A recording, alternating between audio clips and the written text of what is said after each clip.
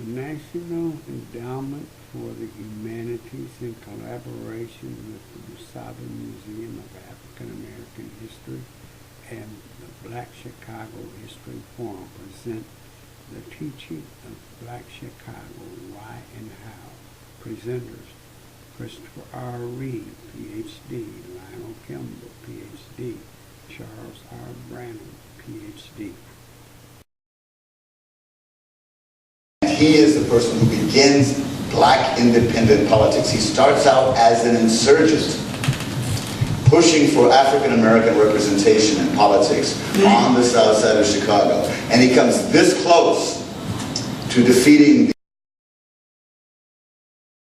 on the near south side, and then he becomes part of the Republican establishment.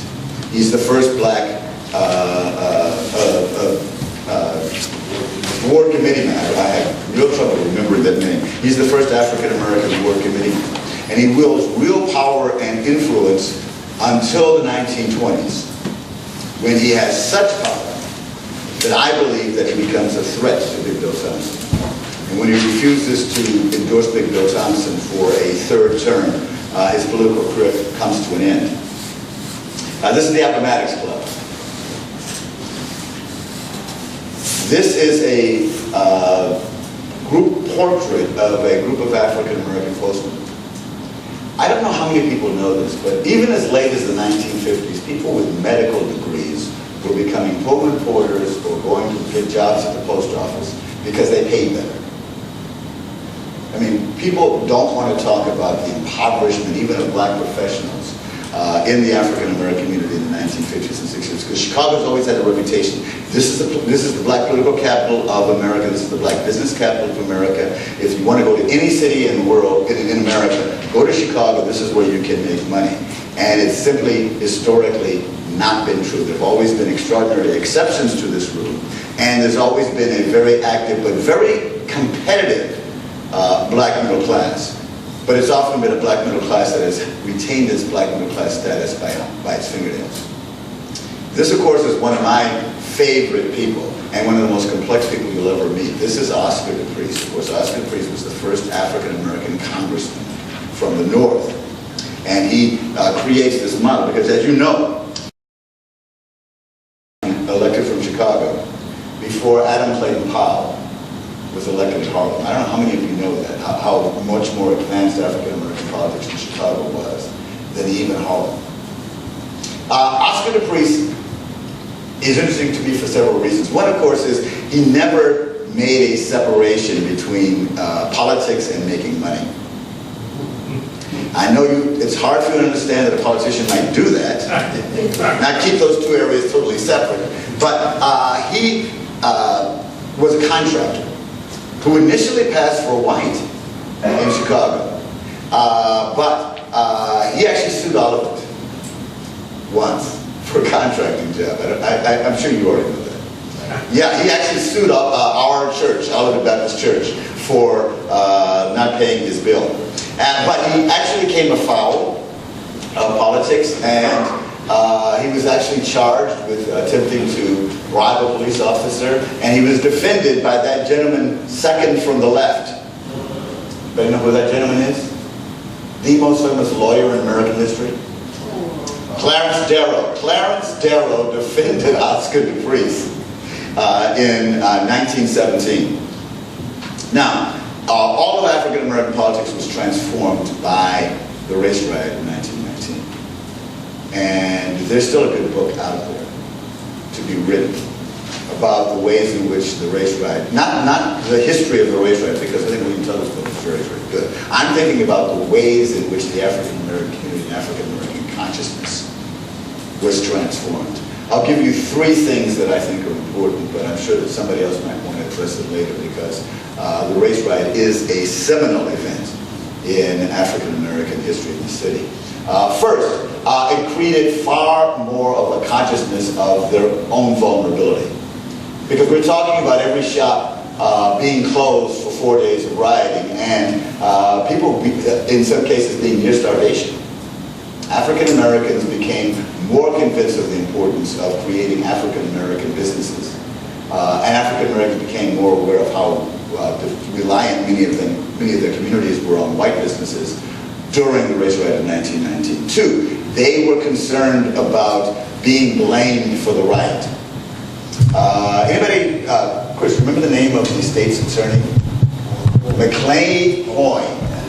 McClay Hoyne. I know you're going to find this hard to believe, but initially the only people McClay Hoyne brought before grand juries for rioting were all African Americans. And in the city of Chicago, in 1919, you actually have the grand jury, and I don't know the racial composition of the grand jury, but I would bid dollars to donuts, it was all white.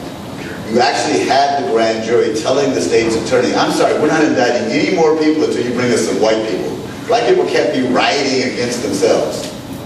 So, we're talking about a sense of vulnerability, we're talking about a desire not to be blamed. And the third piece of this is that this is also important in terms of the port, the Negro in Illinois, Negro in Chicago, which was published, I think Robert S. Abbott was on board, which was published, I think, in 1922 or 23, which was the fullest report on the race riot of 1919, and by the way, an excellent source of material on the history of African Americans in Chicago.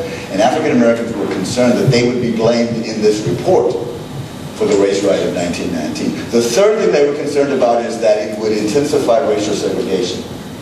And so they became very concerned because in early 1920s, Chicago rezoned itself. And rezoning became a tool for defining out the African American community. So, these are some photos.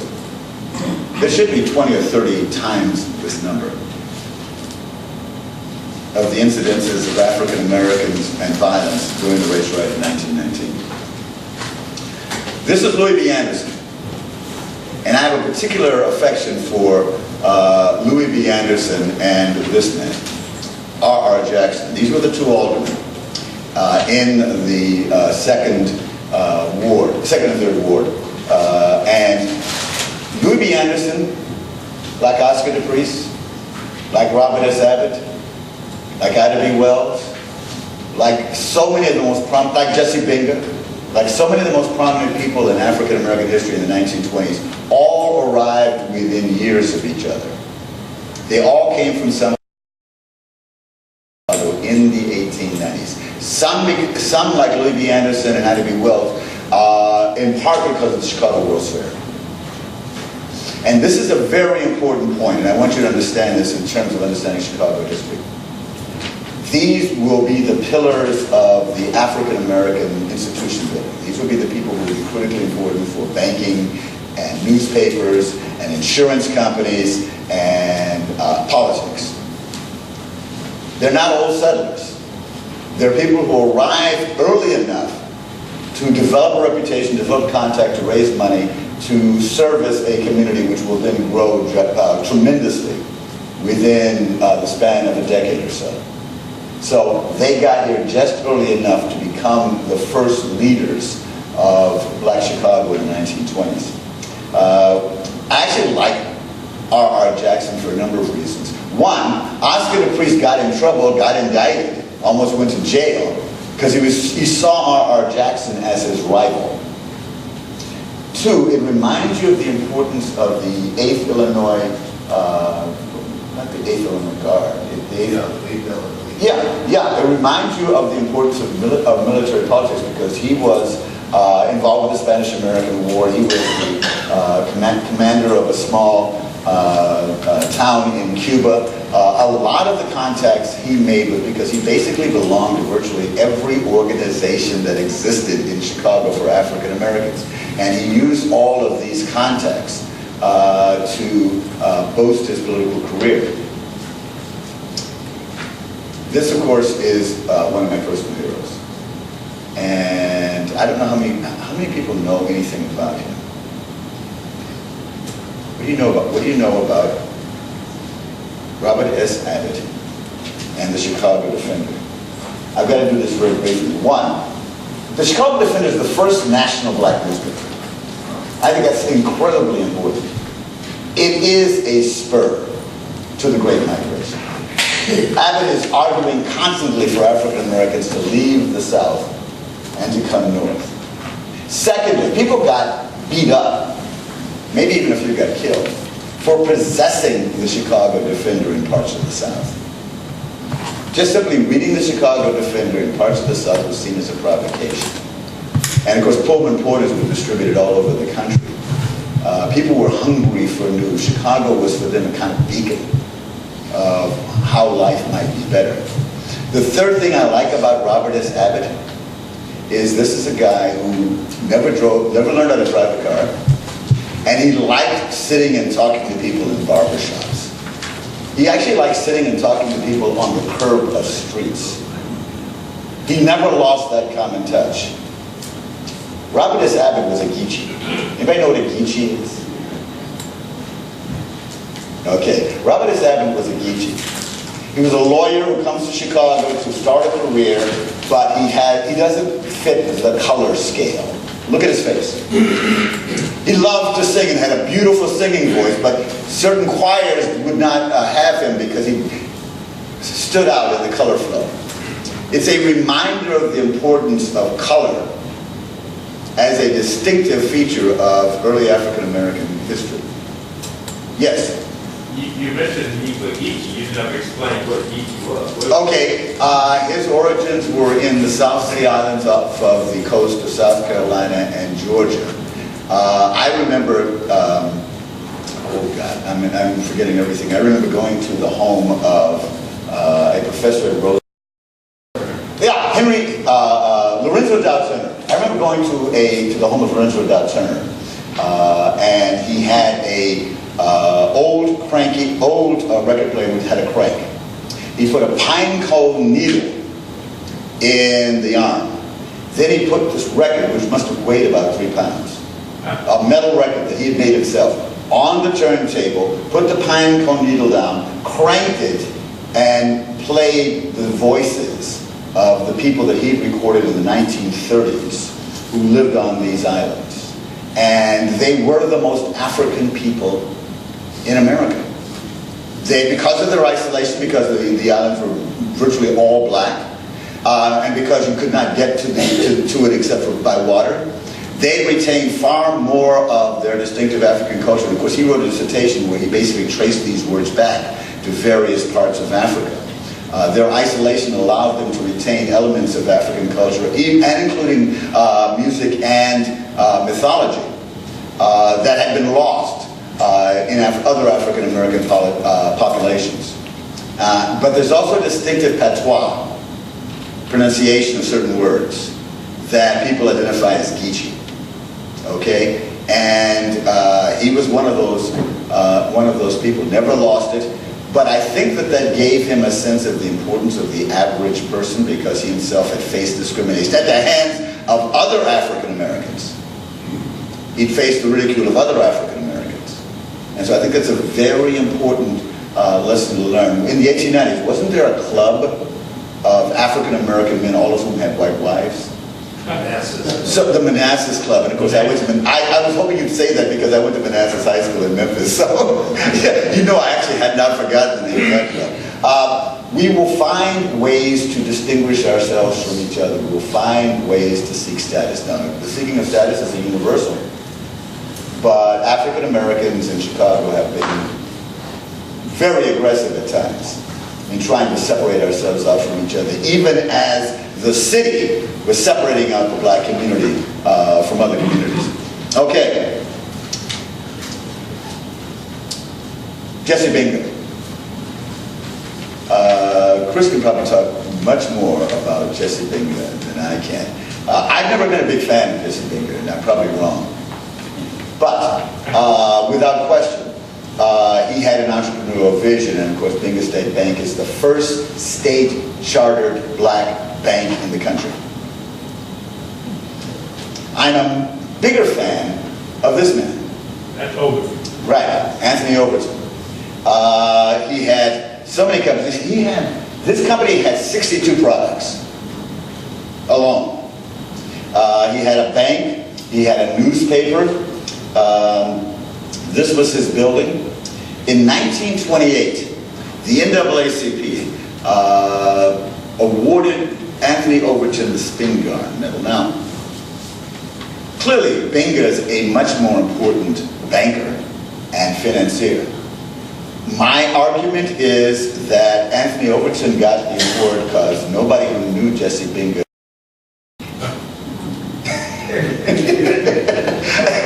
I may be wrong, but this is my argument, that Binga would certainly have been a more appropriate candidate, but Binga didn't get the award because nobody who knew him actually liked him. He was very stingy in his involvement with most African American institutions. But I think we should talk a second about his vision. Because he did have I think a very brilliant idea of buying up land and trying to create, was it 43rd Street that he was going to turn into? He had made up land in 47th the state, and he wanted to create a national bank in 47th South Park. And that was part of his undoing because he over-leveraged himself and he came to the point where he actually was taking deeds from individuals in an attempt to prevent the bank from going under as the Great Depression hit. Another amazing story is Liberty Life Insurance. And I think one of the things that's extraordinary about it is that it actually profited from the Great Depression. When lots and lots of smaller insurance companies were going under, it started buying them up. And I remember having conversations with Earl Dickerson. We were all impoverished by the fact that Earl Dickerson was no longer with us. A brilliant person, although not always reliable as a narrator, but an absolutely brilliant and charming individual. I'll show you his picture later. And he was part of the leadership at that point. His secretary, does anybody know who his secretary was? His young secretary was a man named John H. Johnson, who later went on to found Jet and Ebony magazine.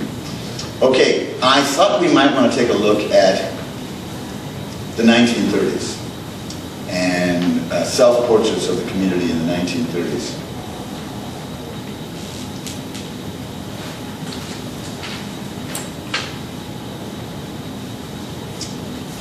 This is the culmination of a crusade to honor African American contributions to the First World War. And do you remember the soldier that it depicted? You remember his name? Giles. Roscoe Giles. And it is fascinating because, no, not Roscoe. George, right, you're right. Roscoe Giles, going all the way back to one of my favorite stories about Oscar the Pretties. Roscoe Giles came from, I believe, from New York. And he took an exam and placed first in the city. And so he was to do his medical internship. And when he got there, they found he was black. So they wouldn't let him treat patients. They put him in a separate area. And he had difficulty completing his internship. Oscar the Priest comes in there and raises a furor. Oscar the Priest comes in there and is the politically powerful head of the Department of Health of the city of Chicago, who later ends up running for mayor. And Roscoe Giles is so grateful that he names his son Oscar. This is one of the examples of the degree to which some African American politicians actually made contributions to the real lives of people. Now, again, I thought it might be important. This individual, I'm trying to remember his name now, is the first African American police officer in the city of Chicago.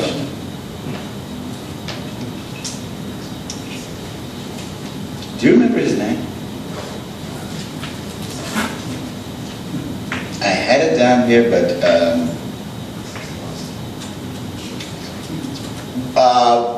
when the Democratic National Convention was being held in Chicago, they decided that they needed an African American police officer for some reason. And so he gets to be appointed as the first African American police officer. I'm going to skip a couple of these people, like R.W. Williams. That's my grandfather. I thought I'd just put his picture in there. I thought he was a very handsome man. He runs in the family. Modesty runs too. Yeah, right, exactly. This is Charles Duke, who, an interesting source. Charles Duke was probably the best connected African American in terms of the white power structure. This is Roscoe Giles Jr. Now, we get to somebody that's very, very interesting, and this is Albert George. He's the first African American judge. And how many of you, your immediate response was, this guy's African American? Look at him. Well, several of us could tell you the same story. Ferdinand Barnett was the first African American graduate from Northwestern Law School, and was a prominent civic leader in Chicago in the early 1900s. In 1908, Theodore Roosevelt was running for re-election. And the Republican ticket, which for the very first time decided to acknowledge the contribution of African Americans, ran Ferdinand Barnett as one of its candidates for judge. Published his picture. All of the other Republican nominees for judge won. Ferdinand Barnett lost. This was an important lesson for Ed Wright and for the black community. So when Ed Wright in the 1920s had enough political power to push through the election of the first African American judge, he chose somebody. If they showed his picture, nobody would even know that he was African American. And that's how we got our first black judge. By the way, he was a strict law and order person, not terribly popular in the black community. This is Wendell Phillips. This is the first African American principal of a high school in the city of Chicago, Bowsville. This is her husband, who was on the Board of Education. Chicago's always had a close partnership between business and politics, and between politics and public office. I think I'm going to... Well, I shouldn't skip Harris Gaines because his granddaughter is a friend of mine. His wife is far more important, Irene McCoy Gaines. I think the one thing that I'm most proud of in terms of Irene McCoy Gaines was the role she played in assisting A. Philip Randolph in the abortive march on Washington in 1941. It's amazing how complicated the politics surrounding that was. But let's just say, one, it was a byproduct of his terrible experience with the white left in the 1930s. Two, it set the model for integrating union mass movement with the civil rights movement. And three, it resulted in the first executive order in which the federal government, for the very first time in American history, said discrimination was wrong. It was not until 1941 that the federal government finally came around to saying, yes, discrimination against African Americans is wrong. Everybody should know who this is. Bessie Coleman. This is Bessie Coleman. How many of you know that when you drive to O'Hare Airport, you're driving down Bessie Coleman Drive? Okay. I'm going to skip him because he's not a lot of fun. This is Adelbert Roberts. He was the Illinois state senator, the first African-American state senator. But this guy's a lot more fun. Who knows who this is? He looks like Boris Karloff. That's Dan Jackson. When Oscar the Priest got in trouble. When Ed Wright refused to back Big Bill Thompson, and Big Bill Thompson ended his political career, he gave the award committeemanship to Dan Jackson. The Jackson brothers ran organized gambling on the south side of Chicago. He's a mini mobster. But, and of course, there's the famous story of him being robbed of $50,000 right on the steps of City Hall. I don't know what anybody is actually doing walking around with $50,000. And I am sure that the figure is probably inflated. With steps. Yeah. But here's the fun part, because we're running out of time. Here's the fun part. Dan Jackson could have been the first African-American congressman from Chicago. When the incumbent congressman, whose name escapes me right now, died suddenly in office, Big Bill Johnson had made a promise to the black community, which had always supported him loyally, in his third term, that he would appoint an African-American to represent a congressional district which was somewhere around 80 to 85% African-American, because they remained loyal to a white congressman even though the racial composition of the congressional district had changed. Now, the successor to the congressman is going to be chosen by the ward committeeman. And Dan Jackson was the most powerful and influential of the African-American ward committeemen. But he died, I believe, of pneumonia. And he was replaced by, who was the third ward committeeman, as the only African-American ward committeeman. And that's how Oscar DePriest got chosen to be the first African-American congressman. Dan Jackson, just as the white congressman had died and created an opening for an African-American congressman, so Dan Jackson died suddenly and allowed Oscar DePriest rather than Dan Jackson. We could have had the person, the most powerful criminal in the city of Chicago, representing the first congressional district in Washington. I'm going to skip George Kersey.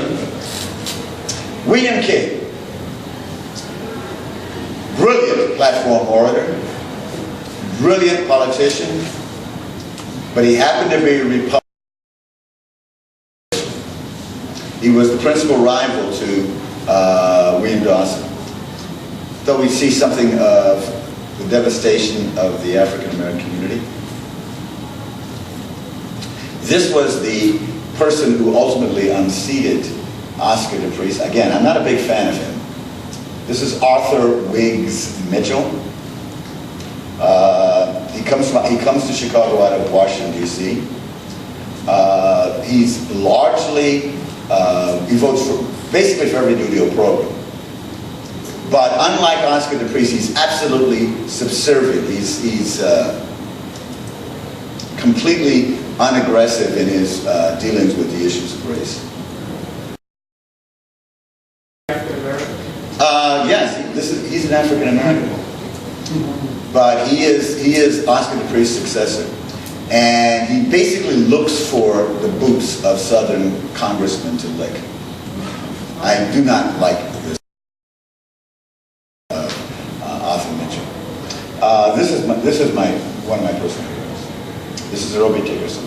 This is one of the men that mentored me when I first came to Chicago to do graduate work. This is the person who would alternate. One year he'd be president of the NAACP, the next year he'd be president of the Urban League, the next year he'd be president of the NAACP. He's the person who led the lawsuit which integrated Washington Park, well, not so much integrated Washington Park as ended the restrictive covenant that had been placed around Washington Park to prevent African Americans from buying property. It is interesting that the person he represented was the secretary of the NAACP, a man named Leo Hansberry. And of course, Leo Hansberry's daughter, yeah, you get the picture, wrote Raisin in the Sun. So, this is the principal rival to Earl Dickerson. This is William Dawson. Earl Dickerson is elected as the first Democratic African-American alderman in the city of Chicago. And in 1942, I believe, they run against each other for Congress. Dawson is a fascinating man. First of all, Dawson is brilliant. Dawson is a Phi Beta Kappa. Dawson loses a leg but he didn't lose it in battle. He fell off a platform in Chicago and lost in a train accident. But everything about him reflects World War I, because in the first place he was basically an officer like Dickerson in World War I. And Dawson is the guy who is genuinely committed in his own way to the advancement of the African American community. He's a Republican. And he runs as the first credible African American candidate for Congress in 1928. He loses, but he runs. But the interesting thing, of course, with Dawson is brought to the Democratic Party by Big Ed Kelly. And Dawson then begins to recognize that the only way he's going to build power is to build a small power base. So there's a compromise. Earl Dickerson becomes the flamboyant, often combative defender of civil rights in city council. But William Dawson gets to be the ward committeeman. He gets to place people in jobs. So there's a conflict. On the one hand, you have somebody who's speaking out, for example, on the issue of fires in the African American community and the lack of attention paid, or protesting the exclusion of African Americans from important jobs in construction, or Dawson, who can get you a job. Dawson wins, and actually has shaped African American politics all the way up to the time of Harold Washington. Well, I'm not going to. I'd love to spend some time talking about African American ministers, because that's an important issue. Or talking about John Johnson, or talking about Elijah Muhammad, because I would argue that Chicago is the black nationalist capital of America. That Chicago's had more important black nationalist movements going back to the 1920s than any other city. Or we could spend time talking about music. I'm a big fan, especially of The Mighty Wolf. We're not going to have time to talk about the open housing campaign that brought or the complicated relationship, actually, between Richard J. Daley and Martin Luther King. That also could be a very interesting story. I will mention a couple of people. One is, I think it is very sad that there's not been a major biography of Richard Newhouse. Richard Newhouse is one of the forgotten political leaders of black Chicago history. I don't think any state representative, and probably because he alienated as many people in the African American, among state representatives as he did white leaders. But Richard Newhouse was the person responsible for the creation of the Black Caucus in Springfield. And Richard Newhouse was critically important to the success of Harold Washington's election. Another person that's interesting is Ralph Metcalf. Very complicated political history. He deserves a full-scale biography. He has left voluminous papers and documents.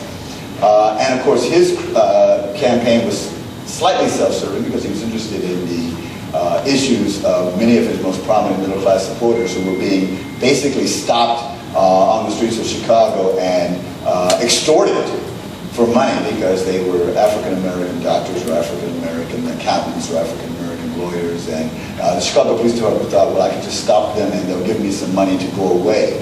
And he launched that campaign. But both of these men are responsible in their own way for the candidacy of Harold Washington.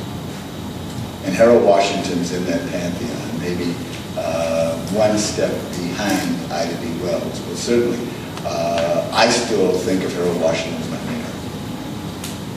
And it's important to understand a couple of things. One, of course, is Harold Washington came up through the organization. Harold Washington saw his father betrayed by the organization. Harold Washington always had a sense of political independence, even as a member of the Chicago political machine. The other thing that's interesting about Harold Washington is that he was mentored by Ralph Metcalf. And so Harold Washington did not seek to be Chicago's first mayor. He wanted Ralph Metcalf to be Chicago's first mayor. Metcalf couldn't pull the trigger. As you know, he was an Olympian. He was a brilliant leader, but he could not make the break with the Chicago political machine. Harold Washington could. And so that's one of the interesting, what might have been of Chicago history. Carol Mosley-Braun. I think you have heard of this guy. I actually finished 2 minutes early. And that allows me to actually allow you to ask 1 or 2 questions about any of the people that I have hurried on through. I thought it's a good idea for you to see the faces of some of the people that we have, or we're going to talk about. Notice that it's skewed a little bit toward politics, but Chicago, politics has always been critically important. We didn't talk about this. We didn't talk about race rights. Chicago's had 10 major race riots between 1945 and 1960. Several of them were almost completely kept out of the papers. And so that's also an issue you might want to talk about. And that is one of the underlying features of African American history in Chicago is the recurrence of violence. Violence within the community, violence to prevent the expansion of the community, violence in areas to remind African Americans who has power. So, I'm going to let you ask any questions that you would like. Yes? Very good presentation. Thanks. My question is really piggyback. You stated specifically that black nationalism, That's correct. went back to 1920, right on target, and in the second part of the course. In your view, President Obama, state senator, president, can hang his hat on that community and probably other presidents. No, I don't think you are. I think that there was a reason why Barack Obama chose Chicago. And he chose Chicago because he wanted a political career. And remember, I think one of the great things about Obama was, it was not that the people needed him, it was that he created a space for himself. He found a way to connect his senatorial district with downtown and the mid-north side so he could get real money. Because you actually can't run for higher public office, especially United States Senate, without access, contacts, and to provide services to people with real money. They're not going to do it, given the history of Chicago's racial segregation, to somebody that they've never met and who's isolated from above. And the African American business community does not have the money, and is probably generally disinclined to fund an African American candidacy. So you have to go outside of that community if you were to run for, say, U.S. Senator. Now, things have changed dramatically since he left with the Illinois State Senate. But those facts still remain. He came to Chicago because Chicago had unique opportunities for African Americans to advance themselves in politics. 2, he found himself in the state legislature and he was mentored by African Americans in the state legislature who knew what they were doing.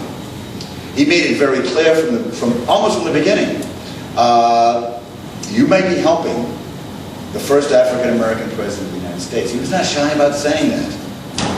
That shows remarkable confidence, but also that means he had a plan. Okay? Now, luck played a role in it. I mean, the first Republican opponent that he was to face got caught in a sex scandal. Remember that? This would have been a formidable opponent. I mean, this was a guy who had made a huge amount of money, so he had lots of financial contacts, and he was teaching, I think, at Providence St. Mel. Yeah, and see, Illinois, Hale Franciscan. He was teaching at Hale Franciscan. So he had, this is another guy who also planned to run for a higher office. And he knew what he needed to do was to present himself as a Republican moderate because Illinois doesn't have a big history of electing very conservative Republicans. Think of people like Everett Dirksen, who'd sometimes be in the middle and then sometimes be a little bit to the right, but then decided when it served his own political interest to back the Civil Rights Act of 1964. What's his name? Who are you talking about? I'm trying to remember the guy's Ryan. something Ryan. His wife was the actress Jerry Ryan. Right. I'm glad you have a better memory than I do because I did not remember his name. Yeah.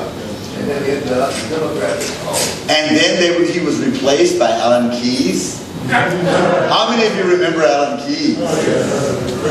That was fun. I actually remember watching the debates. So, I think that there is a very specific reason why Obama chose Chicago.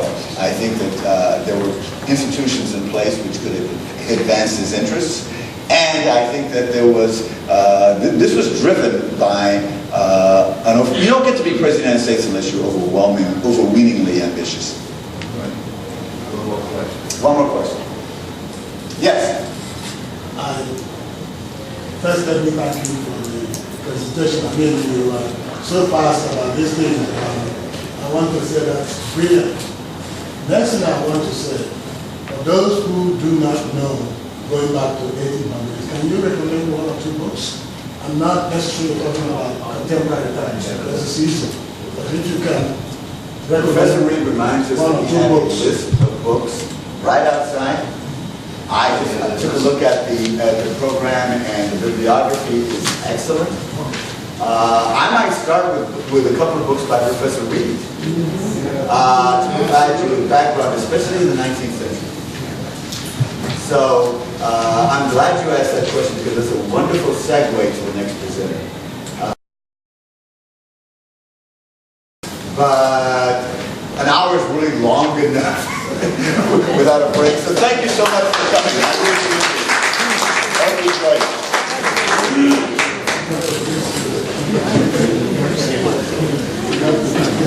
Yes, please.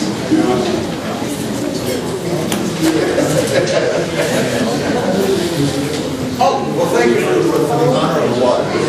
This is important. I will.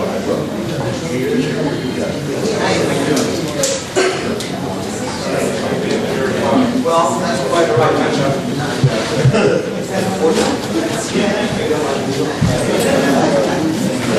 I know I have to go to this. I'm the oldest child. We talk about teaching the history of Black Chicago. Professor Kimble will follow me talking about the 1800s. Does everybody have their teaching sheet? Because I'm going to follow. These are my notes to myself. Everybody should have this. This was out on the yellow sheets. Yellow sheets? No, not that. A yellow sheet. Yeah, exactly. Yellow. Branham? Nothing was out on the thing. I remember you from No, some no, years that ago. sheet is the, Staff again? No. I'm just doing this as a favor. Oh, I'm still Somebody, I think, I'm still is in the yellow. named the senior historian, but I don't really work here anymore. Yeah, my name is Martha O'Pivot Johnson. I'm still here volunteering and I'm on the women's board. Well, it's a pleasure. And you know who my husband was? We used to see him all the time. Yeah. Oh, Harold Johnson. Yes, of course. It's been a while. Yeah. Well, he passed on. I'm so sorry. But I'm glad to see you here Well, with this. It's nice to see you. Yeah. Anytime they ask me to do something, I always. Yellow sheets. Have a good weekend.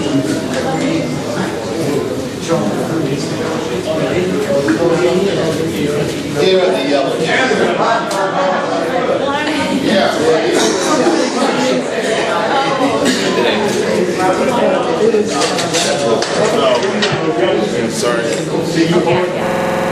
To get into the business of participating in researching history and sharing ideas and teaching history.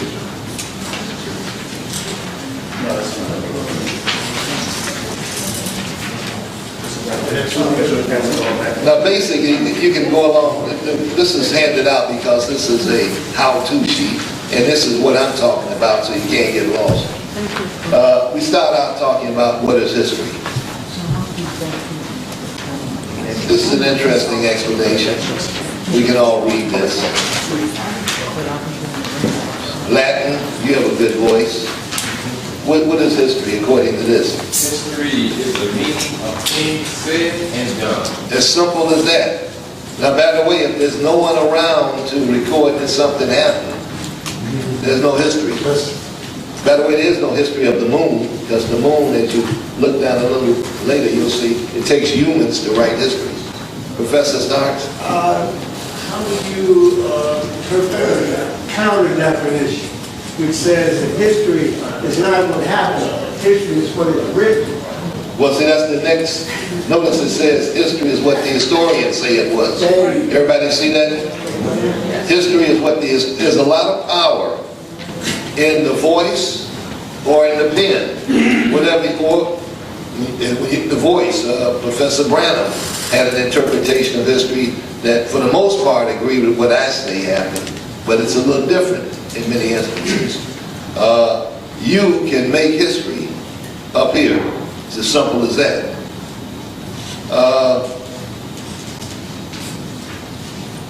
Young Miss Somerville, right.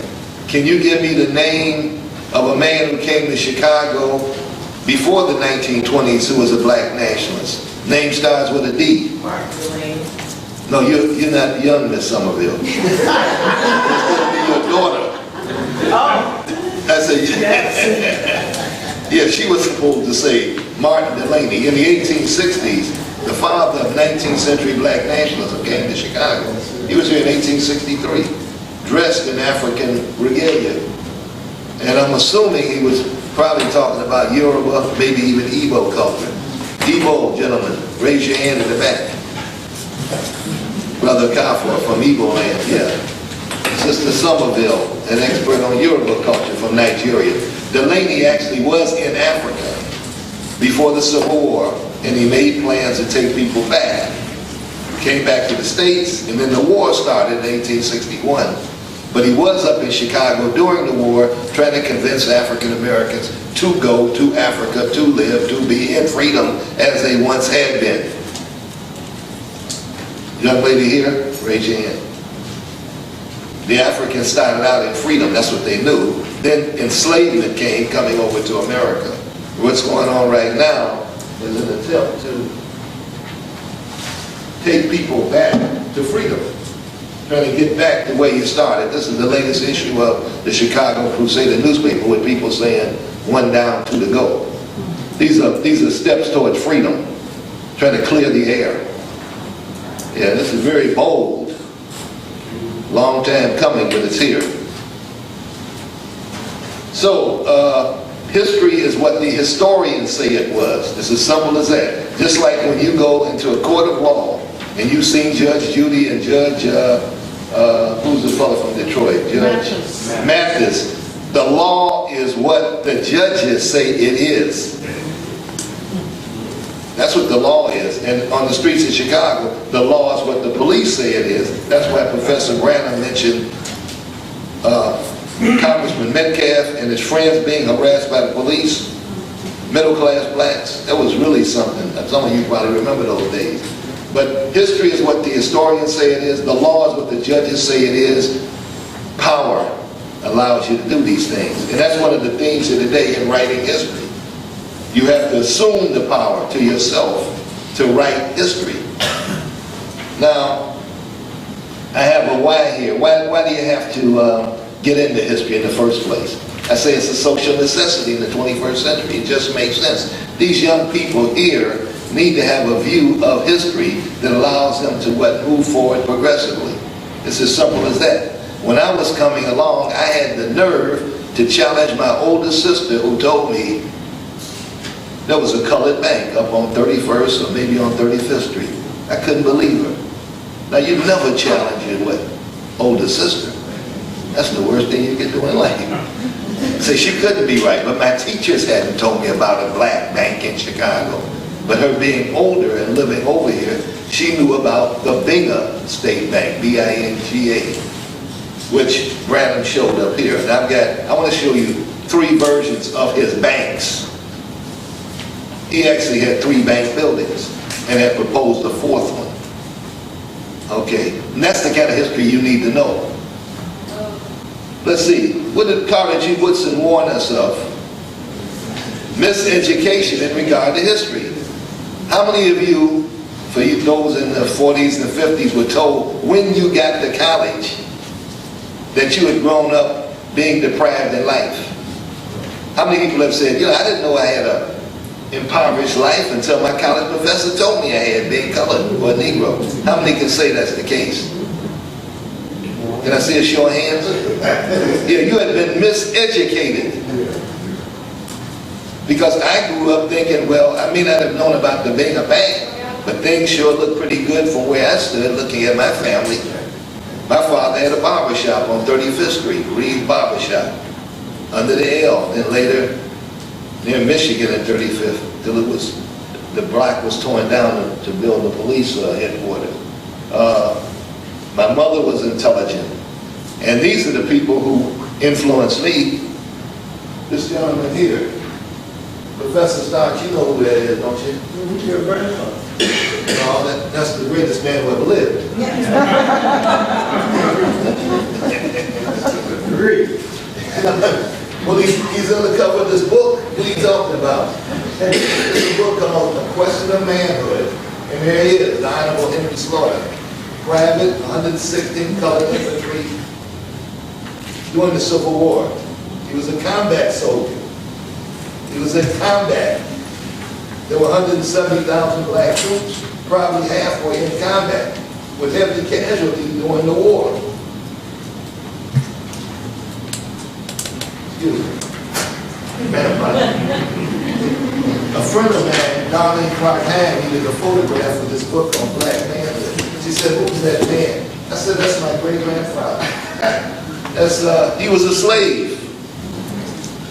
Back, I don't know why, back in the 60s, I had this habit. Anybody remember me from the 60s at Roosevelt? I don't see anybody around. But I had this habit of carrying a photograph around of him starting in the 1960s. And I was always thrusting this photograph in somebody's face. I was making history. I was creating history. And I figured, why am I doing this? I don't know why. For the last 50 years, I've had this photograph or facsimile in my wallet. This is a fact. Because I was creating history. And I thought, and this is my great-grandmother, she was a slave also. They were slaves in Kentucky. Because they were in Kentucky, they were not freed by the Emancipation Proclamation. If you had been in Maryland, you wouldn't have been freed by the Emancipation Proclamation. If you were in Missouri, you wouldn't have been free. If you were in Delaware, you wouldn't have been free. And in any area where the Union Army was operating, you would not have been free. The only place you could claim freedom was a place where what? The Confederates were trying to what? Sustain enslavement. Interesting. That Lincoln was a very shrewd politician. It's similar to me telling this young lady up here, who was a Roosevelt alumna, Christmas is coming, go and spend $1,000 at, what's the big store, Bloomingdale's on me. As though I have what, $1,000 in my head, and authority to tell me to do it. Emancipation, that's why you have to study it.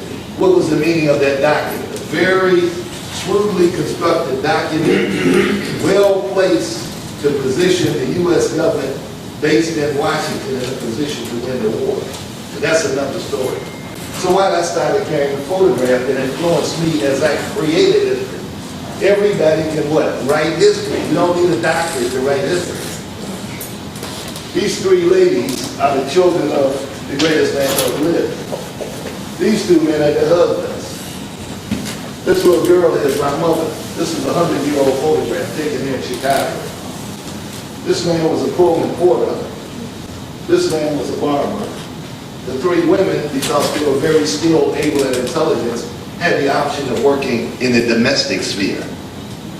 That's what awaited black women in Chicago. You can be a domestic. To be a stenographer or a typist back in the 19-teens and 1920s, hey, that just didn't happen. I don't care how qualified you were.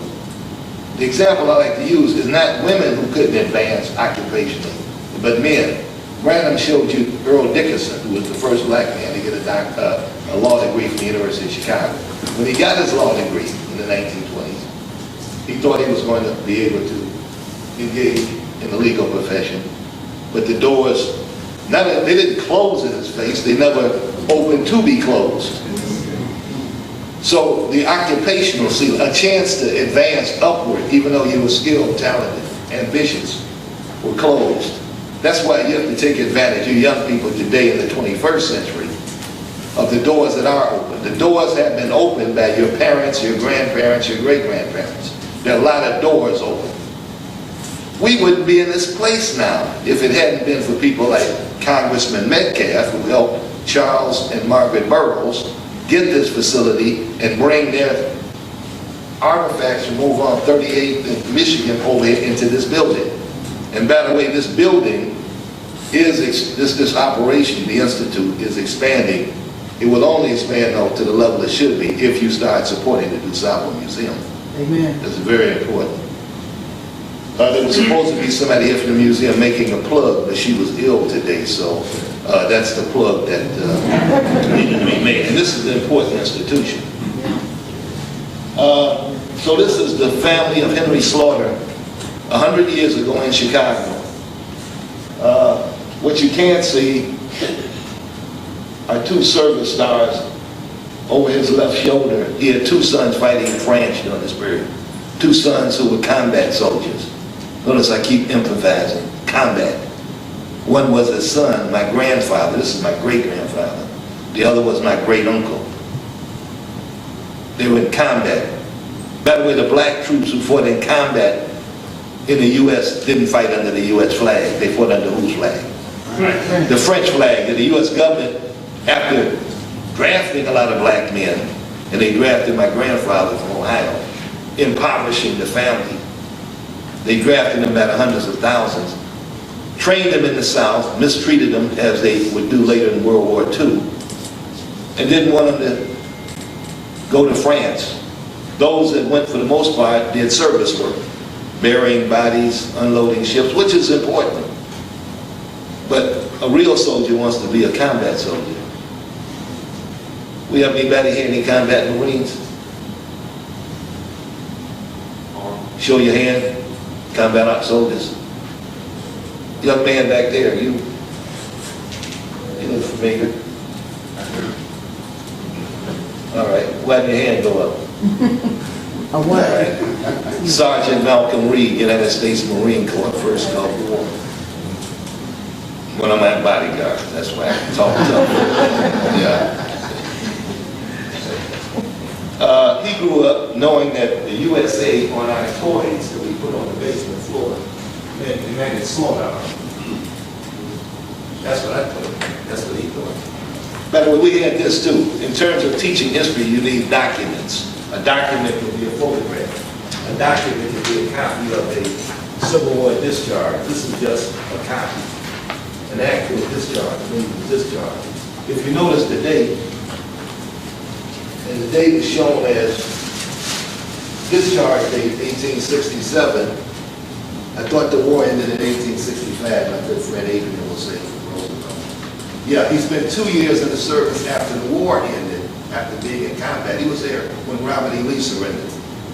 How do I know? I was down there at Appomattox. I saw the site where 116 colored infantry stood. I put it in my book where the 116th was in the middle of the battle formation that Lee looked out and saw. Next to the 31st New York, all black troops. Next to the 29th Illinois, all black troops representing Illinois. They were in the middle of the battle formation. That's real. It's not made up. So I put the map of the placement of units.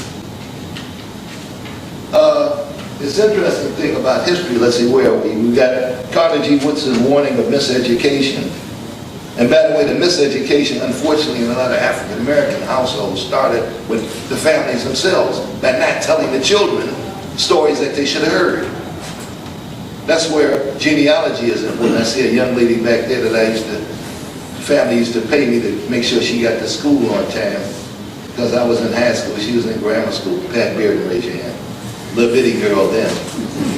They used to pay me, make sure she gets to school crossing the streets. Cutest little bitty girl that was, I tell you. And I did my job. She got to school, that's what she did. And she promotes genealogy. Now, by the way, I'm going to go around and call a lot of names out. Haywood. Haymore. That's what I said, Haymore. Bessie Coleman, the aviatrix, the aviator was mentioned. You know that she flew out of an airfield that black people own?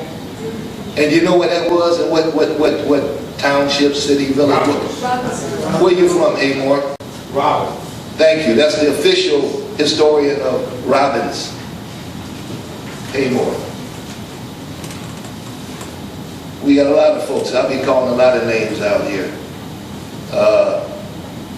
And if I miss anybody, it's just because there's a lot to cover. May I correct you on one statement? Go ahead, go ahead. Bessie Coleman didn't fly to Robert Airport. Okay, She died before it was even built.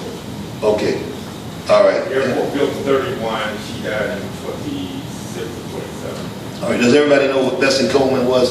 We had her up on the But board. she was the inspiration that caused the Robert Airport to be built. Okay, thank you for correcting me.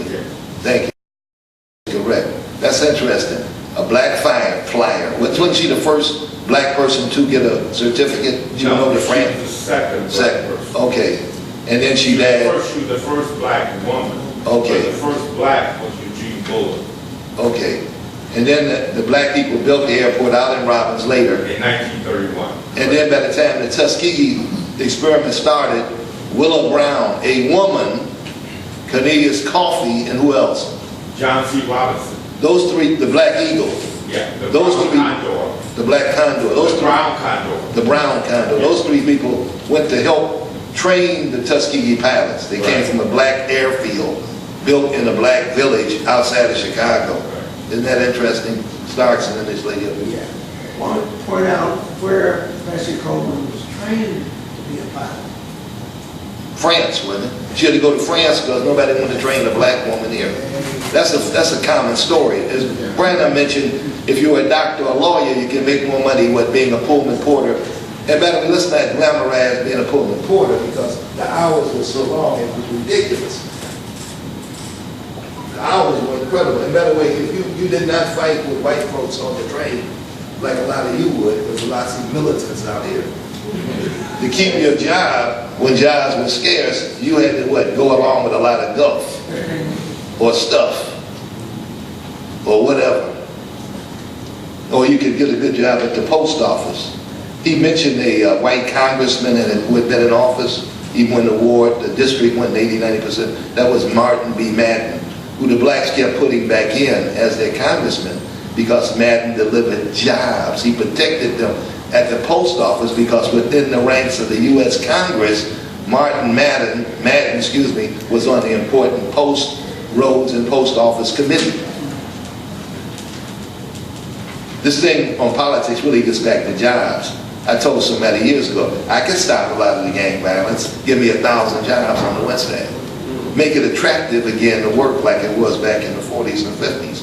Guys used to brag, same with women, about how much money they made working in legitimate employment. Then the jobs disappeared, right? The historian knows that. Right, Kimble? In the 50s, stockyards, steel mills, international harvester, light industry, heavy industry disappearing. And right now, the average black guy who wants to work is going to catch hell finding work. And then you college graduates with your skills will also find difficulties, but I don't want to discourage anybody. Let's move on. You have a question. This young lady up here had a question. Get your hand up earlier. Right here. Yeah, you. No, this young lady right here. Yeah. Okay, to me, everybody. I think I'm the oldest person here. How old are you? Oh, look, Tim Black's birthday's coming up, by the way, too. Tim, who was in our organization, 97. So I'm not too far behind him. Plus, I listen to him. When did you graduate? What year? High school? 57. You got me, because I graduated in 59. I'm the oldest person here. Okay, you are. What high school? Inglewood. All right, I'm from John Marshall. Okay. What school? John Marshall, high school. What year? You're 80. 63. I think I owe you some money. Yeah, that's young. Yeah. That's young. I will. My mother used to be 85. Let's look at this worksheet. Look at what historian Winthrop Jordan, the eminent historian, wrote back in '68 in his. There were two famous books that came out at this time dealing with how racism was so influential over American life. This is what the academic community was reading. One was called White Over Black. The other was Brian Davis's book, I forgot the title, something, The Origins of something Racism. But anyway, this is what Jordan said. African Americans were the creation of unconscious white projections. That's true. See, the history of blacks was being written by a few blacks. Can anybody name me some old historians like William Wells Brown and some other names like that? Carter G. Woodson, came along in the 1900s. There were a handful of black, Williams, what's his name? Wells, who else? The old historians. There were a few. But who was basically writing the history of blacks that was influencing blacks? Whites, yeah. And so the tendency was to look upon blacks the way people had always looked upon blacks. People who were what?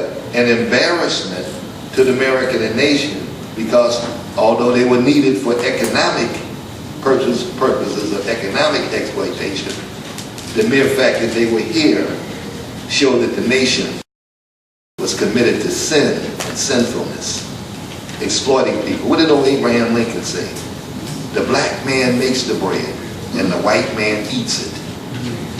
That's the worst type of threat, theft. When you steal the rewards from somebody's labor. Think about it. You work hard every day. If you read the book 12 Years a Slave, and you may have seen the 2 movie versions. There were 2 versions, by the way. The first one starred Avery Brooks. The second is the one that you saw recently. When you read the book, you say, oh my God, this actually happened to this man. He was free in the North, was kidnapped, went to the South for 12 years. And he looked around and everybody who worked received nothing at the end of the day. And there was this woman. You saw in the movie, the young girl got the Academy Award for it. I can't think of her name. What's her name? Okay, who said that? Oh, that was Yvette LeGrand. Thank you. Thank you. By the way, this is a technique. You recognize folks. You do this in church, don't you? And everybody says, I'm coming back because the minister knows I'm here, knows who I am. Sent Glover. That's what I'm just making sure you know your last name. How many years have I been mispronouncing your last name? About 20? Okay, that young woman, she was the best cotton picker in reality. She picked over twice as much cotton per day as any man could. And you know what her reward was besides rape at the end of the day? Being beaten. That was real. It's not made up. Black man makes the bread, or black woman makes the bread. Labor produces products that benefit the slave master, because the slave master eats the bread. Anyway, so the history that was written was a garbage history. I remember in grammar school, Miss Doris Gilman, Biden Grammar School, telling us about slavery. Now, I wasn't getting what I should have been getting at home about him from them. They didn't say much anything, but I can understand why. They didn't want to poison my mind against what was going on. Better he didn't know. Don't tell him how cruel it is out there. Miss Gilman told me that George Washington owned slaves, as did many Americans, but that he was a good slave master. Wow.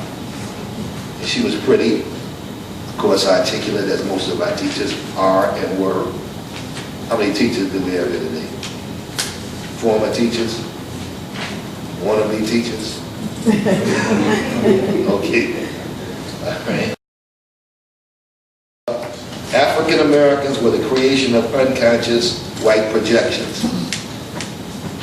In the 20th century, we started doing more writing. Think about Carter G. Woodson.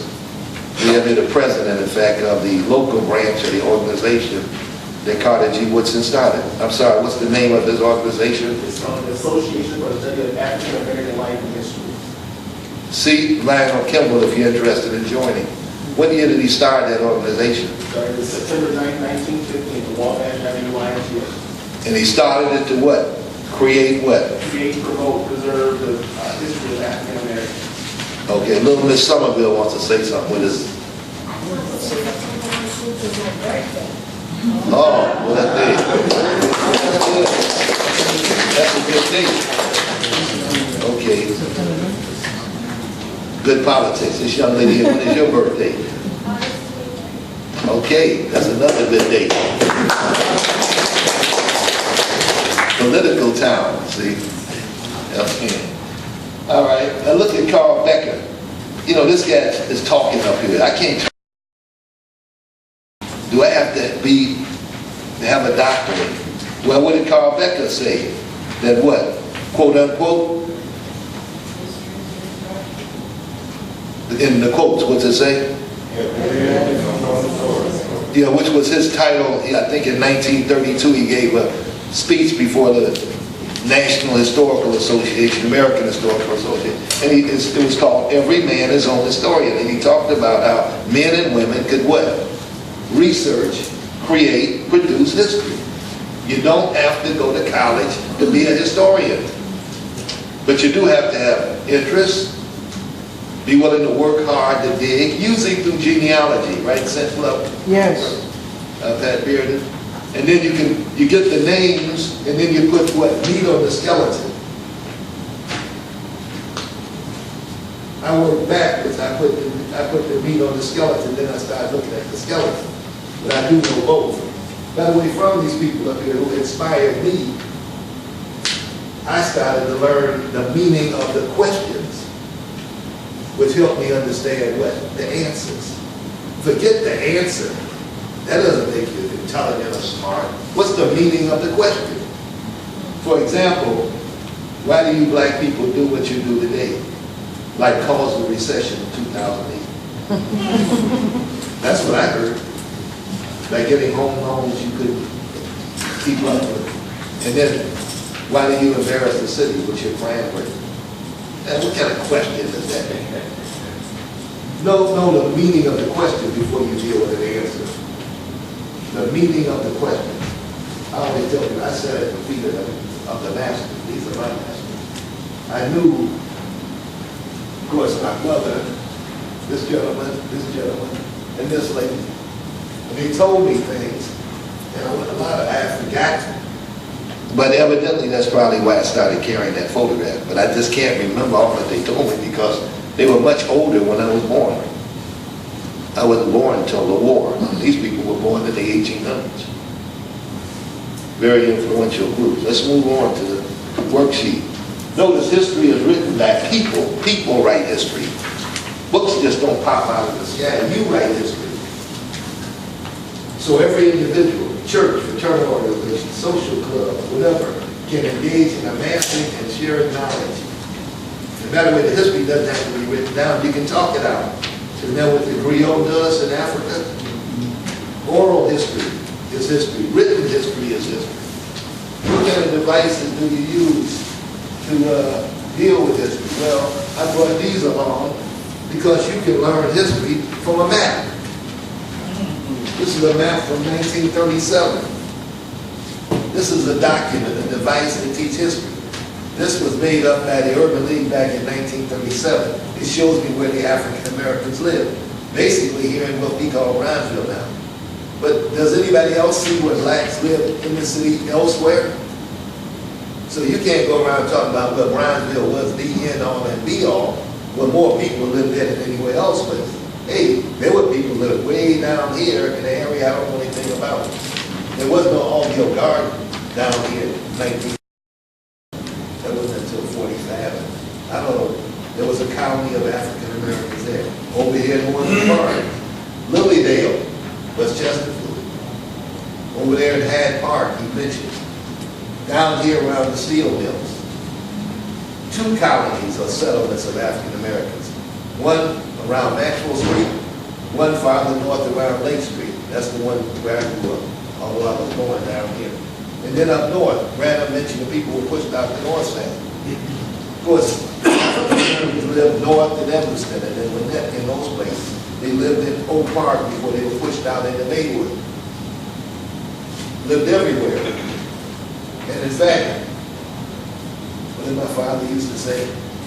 Negro here, Negro there, Negro everywhere. You cannot stop the dynamic, persevering, diligent African from pushing ahead.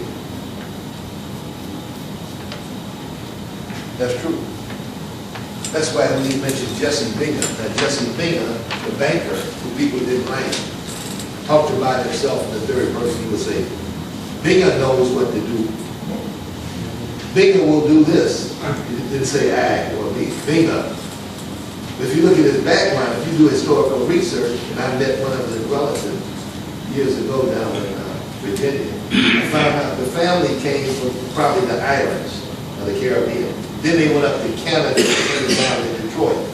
And Jesse Bingham was born right when slavery was ending, had a mama and a daddy who were into business operations, owning property, selling things. So that's what he did. He left Detroit, went out west as a porter, started selling land, the land that was stolen from the Native Americans. That's not a good thing. Ended up in Chicago around the time of the 1892 World's Fair. Started selling things on the street, started buying property up, even in white neighborhoods. That's documented.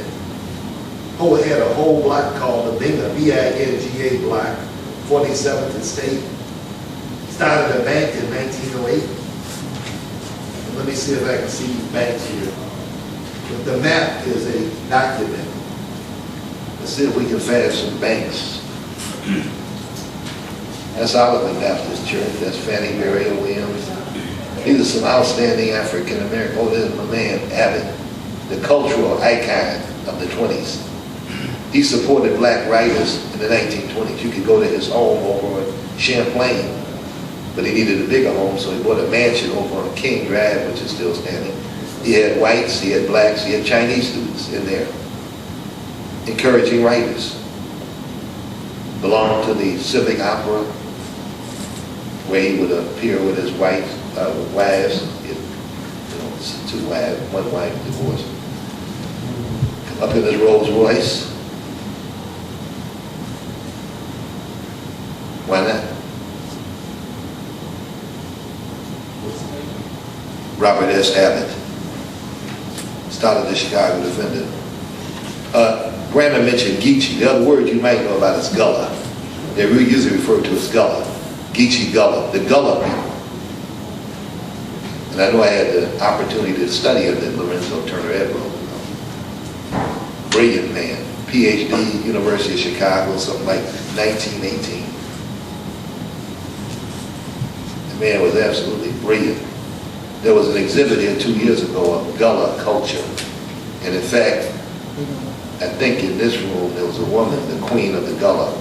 The islands are still there off the South Carolina, Georgia coast. But people with money are buying up those islands, putting in golf courses and resorts. So the people who have been there for hundreds of years as slaves are being pushed out. And the Gullah Geechee people speak, as Professor Branham said, a distinct language group. And Abbott, I found this out from his great grandniece.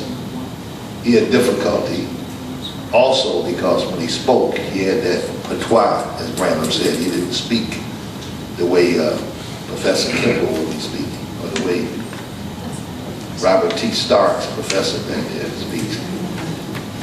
By the way, when we get to the break, Robert T. Starks will be making a pitch for one of the contributing groups to this session. NEH is behind the whole thing, but Professor Starks is the vice president of the Black Chicago History Forum, and you have an antique sheet, right?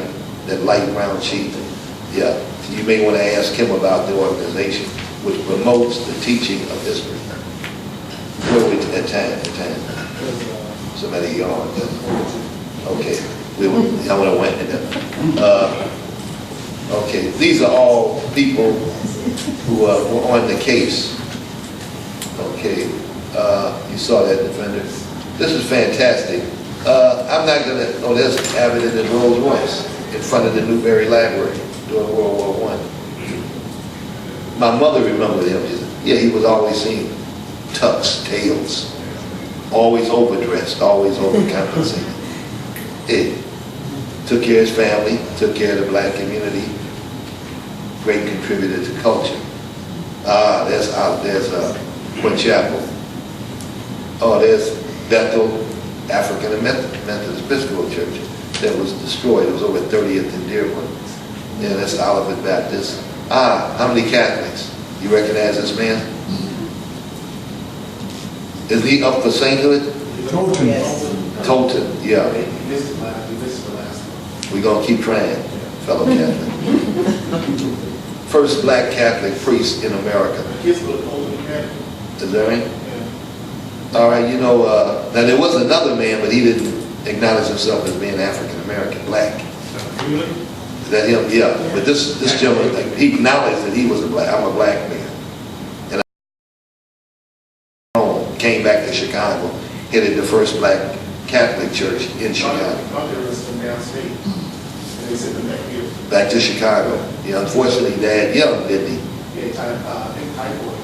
What's the school now that's in trouble, by the way, that's identified? What church and school are there? St. Elizabeth. We all heard of St. Elizabeth. St. Elizabeth, before school started, they merged with Holy Angels at the last minute. Okay. That's Wednesday before school started on Monday. They bust all the kids from St. Elizabeth over to Holy Angels. And that's something. We've all heard of Holy Angels. Father Clemens, remember him? He was on the case before Father Flaker. Everybody should adopt a kid, right? That was his way to stop violence. If you don't vote, don't send your kid to school today. You have a responsibility to put in good people in office. Reverend Clemens, Father Clemens. This man studied in Rome. Other people we could show studied at Harvard, University of Chicago, Northwestern. Notice how you can't stop these African Americans. What did my father say? Anybody remember? One here, one there, one everywhere. Everywhere. You can't stop an aggressive, dynamic person. That's it.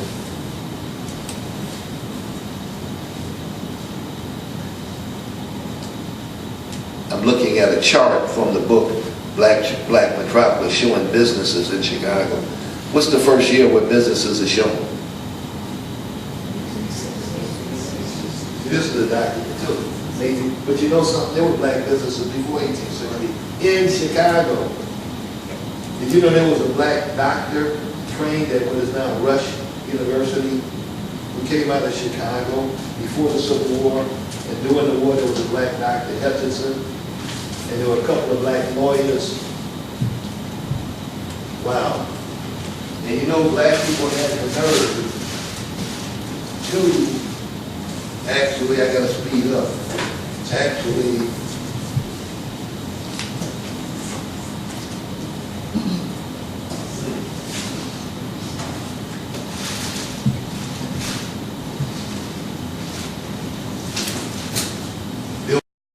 first black home in Chicago. That's before the Civil War. When the Great Chicago Fire came, those black people said, hey, I'll make a home for more than our family. So they took in a couple of white families and a couple of black families. And the black lady got the label of being the mother of the fire, this husband. This lady is the mother, this is Mother Moore. Moore, you're not related to Mother Moore, are you? Would you like to be related? She helped found the second AME church in Chicago. There were so many people coming into Chicago during the war and escaping during the fighting that Queen Chapel AME couldn't accommodate all the people. So they started Bethel AME. Mother Moore was active. Hey look, here's somebody that Brother O.J. Moore, oh yeah, Brother Moore, leading spokesman of the Black Chicago, this before on nationalism. Now I'm going back to Marcus Garvey. Somebody will say, I heard of Garvey. What did he do? What did he do? He's the man that owned these ships. Pass this around. These are the actual photographs of the ships. You can talk all you want about history, but when you have documents, whether they are maps, charts, photographs of the ships that black people owned, how many years ago? Almost 100 years ago. Actual ships owned by the Universal Negro Improvement Association and African Communities League. Wow. This is the church building, the man that started the first black church, Quinn Chapel, Abram Hall. And I bring these things in on purpose because if you can show people things like the first black fire squad, black firemen, The first black policeman came the same year the first black firemen were hired, 1872. The Pullman Porters. Well, I mentioned Porters.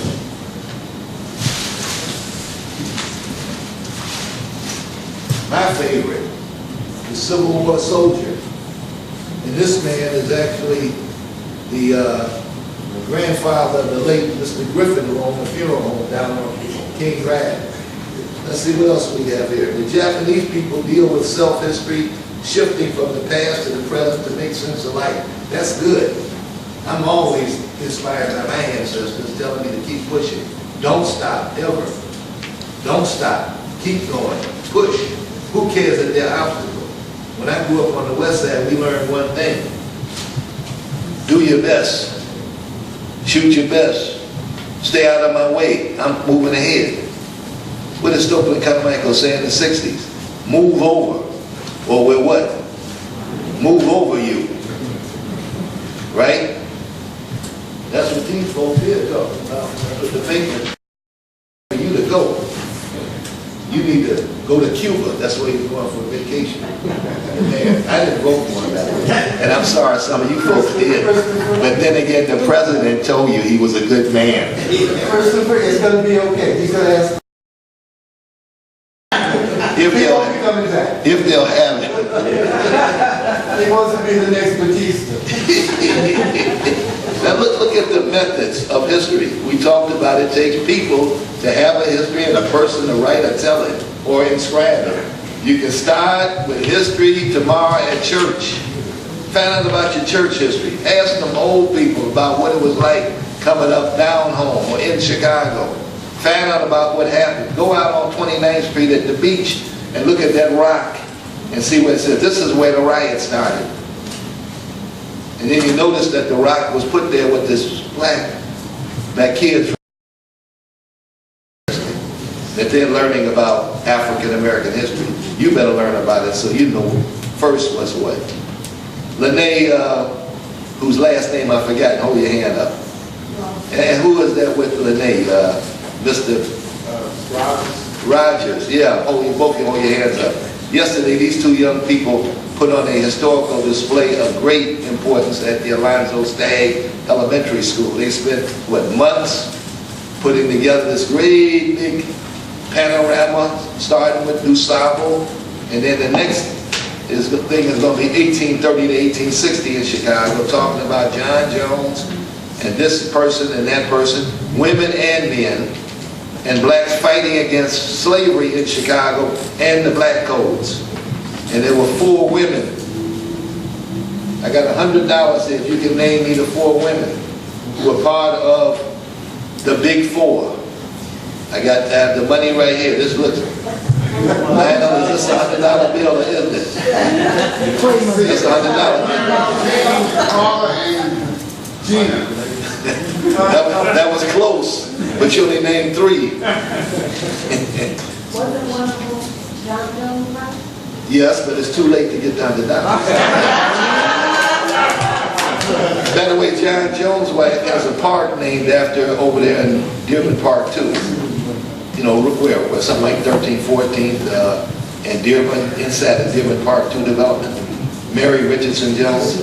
You know, I was telling a woman came up from Jamaica and I was showing her Chicago. I said, oh yeah, that's the Stroger Hospital. Oh, that's Malcolm X College. Oh, that's the, the Brown, Willie Brown, with the veteran. Oh, Jesse Brown. I said, that's strange. I'm naming all these buildings named after African Americans. Wow. Oh, and that's the Metcalf building downtown. And that's the Harold Washington Social Security building downtown. Oh, and that used to be the Johnson building. And my boy Tom Burrell had the Burrell building on. Wow. And this is this building and that building and that. And there's going to be an Ida B. Wells statue at 37th and Langley if you start contributing money. A lot of things seem to be named after African American. There's a DuSable Harbor. There's a DuSable Walkway. There's a DuSable High School. There's a DuSable Park. Well, you gonna say something? Now I said, don't forget about the Jacob H. Robinson on 7th East Oakwood. The corrupt, yeah, Jake, I knew Jake, yeah. Yeah. A lot of things named after, that's the point. You'll have people saying, ain't nothing named after us. We don't do nothing. You heard those people?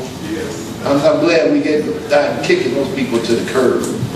You know, I'm like Bobby Womack about, what's that song about, I don't like to knock a man when he's down, but I can't help a man when he's lying on the ground. What's that? Harry Hippie. Yeah, I'm tired of sad sacks. I'm sorry. I love them, but I'm going to kick you to the curb. Let's see now. The role of memory. Oh, no, look here. The human element. I say, notice that right now we got Black Lives Matter. Incredible. Nationally. That's great. Not just one leader, but what? Young people. 20s, 30s, 40s, 50s. All over. Reversing the fact that Black lives don't matter, right? The way people are being killed. My cousin from Ohio said, hey, what about Chicago? I said, hey, you're in Ohio. What about Dayton? The guy had a toy gun. He wasn't pointing at anybody. He got shot. What about Cleveland? I got relatives in Cleveland. Kid was in the park. He got shot. Garner in New York. And was it Leona, the fellow from the islands? I was in New York when it happened. I mean, come on, all over the country. But people are organizing this good. The Huck Finn story I mentioned here. Mark Twain in the story of Huckleberry Finn. There's this scene where I think his Aunt Polly or Aunt somebody says, hey, there was a big wreck on the river. What happened? Yeah, steamboat crash. Nobody died, but some niggas got killed. Black folk didn't matter. So this is why you have to have people saying, I am somebody. Because there was a time after we had been, we weren't somebody. That's why people had to be taught to say, I am somebody. Let's see where we now. We got the role of, we got characteristics of the African American. What? Dynamism, perseverance, optimism, usually spiritually based. I was confused at one time. I said, oh, African Americans don't have any real heroes who've accomplished anything like Nehru and Gandhi of India and Nkrumah of Ghana. And then I thought, silly me, the man who's the son of David, seed of Abraham, the Galilean, the carpenter. He's your hero. You can't go wrong with him. He's a friend so kind and true. He's ever ready to do what? Carry you through. By the way, do you know him? Do you know him? Amen. No, I'm asking you, do you know him? Yes. This gentleman here? Yeah, you know him? The Galilean? Okay, I will talk after the break. I got some preaching to do. Always there on time. May not be there when you want him, but what? Always there when you need him. Yeah. Amen. I've got a couple of minutes. I was going to show you the three different Binga banks. First bank, 36th and State. Then Binga was very ambitious, moved to 35th and State in another bank building. Then he built from the ground up. I don't think I have this here. Where he built from the ground up at 35th and State. It's been torn down by IIT. It's in another thumb drive. And then he was going to do a fourth bank building from the ground up, cat-a-corner from the old Regal at 47th and King Drive. What a man. Now, my friend Pat Bearden said, what? How do you teach history? With the 5 W's. Whether you're a parent, co-worker, educator, whoever, start talking about who, what, when, where, and what. What's the last one? Who, went, where, why. And why. Yeah, start dealing with that. Genealogy, start from your family. Your family's somebody, grandmama, great-grandmama, great-granddaddy. Could be a guardian, could be a neighbor. There's some great folk that have walked the earth and who inspired a whole lot of folk. PowerPoint, use PowerPoint. That's what Branham did. I've used a little bit of it. That's modern. Use these items. I got, look, Jesse Bainer. Look at this. Page 1 of the Chicago Tribune, 1927. Bainer featured in the Tribune in 1927. Because he didn't believe in giving up, but moving ahead, here he is on the front page. of the Tribune on the Sunday edition in a paper that's being pushed to what? All of these wealthy conservative Republicans in the Midwest. This Bingham was somebody. I just added this so you can see what he looked like. By the way, when you went into the last Bingham Bank, the third one, the Bingham Arcade, that he built from the ground up, you saw a portrait of him and his wife, which gave black portrait painters work.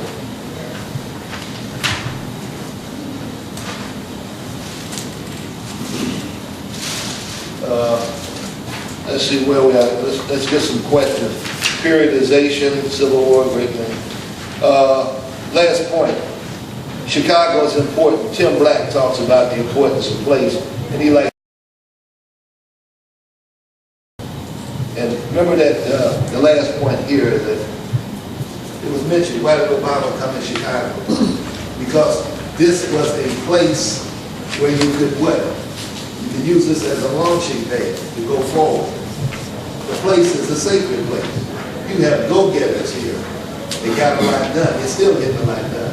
We're in a building that's a manifestation of what the boroughs want. A first-class museum. This is the place. This will only be surpassed by the new National Afro-American Museum of Washington. We got to keep this place afloat and going. Let's get some questions here, though. Before we, there's still some snacks coming in at noon, and then Brother Kimble. We need to talk, mingle, chat, and then maybe you can even start while people are eating. That'll get you out another. Brother Haymore. You didn't mention anything about Annie Turnbull Malone. Right, because there's so much to mention. But remember now, we talked a lot about men, but the women, beside what? Carrying the seed, nurturing the seed, bringing forth a group that's so dynamic. We have some women in Chicago. Well, they're not really Chicagoans, but they operate in Chicago.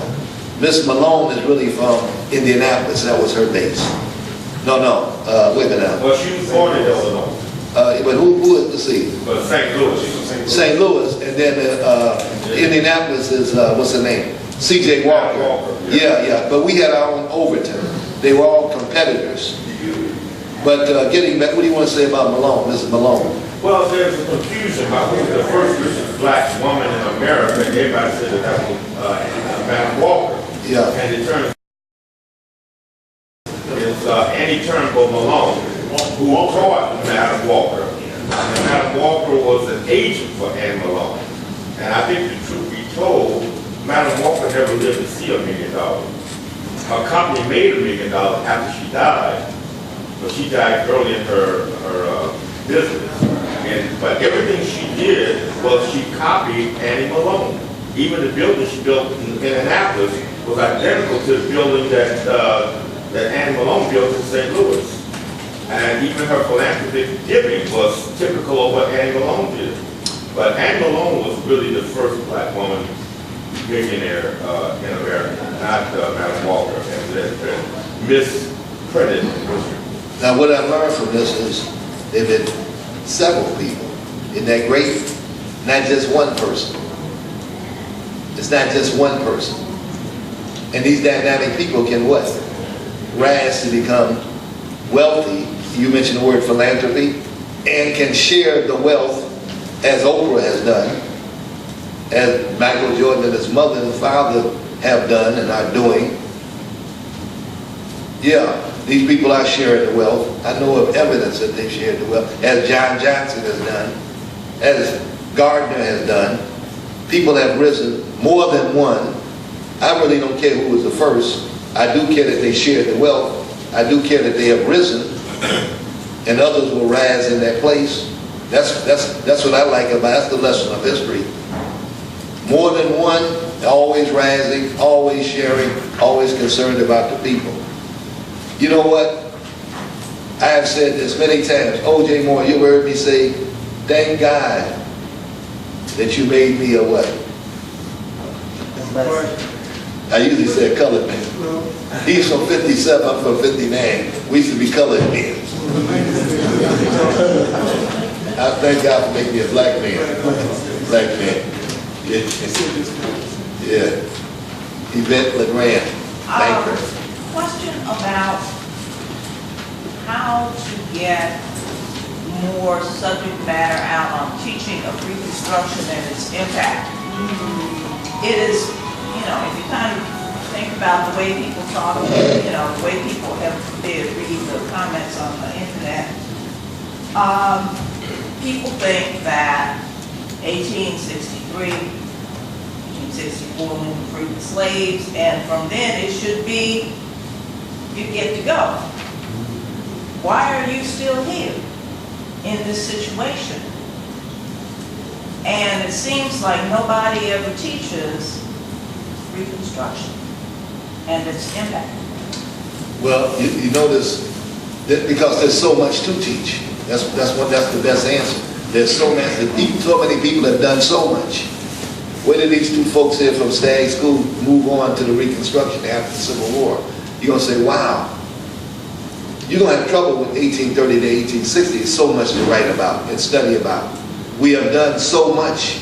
By the way, our first banker was a black woman down in Virginia during the Reconstruction. We had a labor union started by black folks, right? Technically, the Reconstruction starts as soon as the war ends.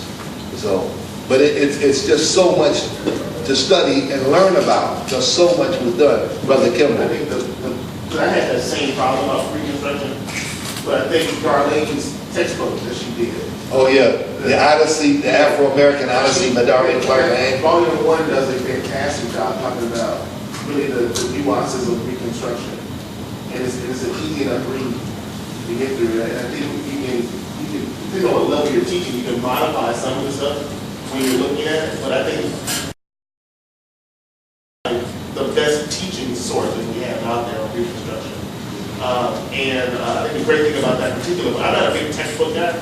I think the best thing about that particular textbook is that she has a number of online resources that you can use. I think Harvard College, I think, has some stuff. There's a number of textbook publishers that provide access to some of the materials that Dr. Reed was talking about online and they're free for teachers. Finding this stuff, but once you find there's a number of resources out there on the internet that help you get through some of these things. Now here's the thing, look at your antique sheets, the light brown sheet. You have a telephone number and a email. Contact us, the Black Chicago History Forum, and then we'll fill you in. But I mean, there are just so many periods to cover. When you get past the Reconstruction, what happens? Now, Branham mentioned the nadir, which means things go down, but black folks were still accumulating land in the South. Tuskegee was on the way up.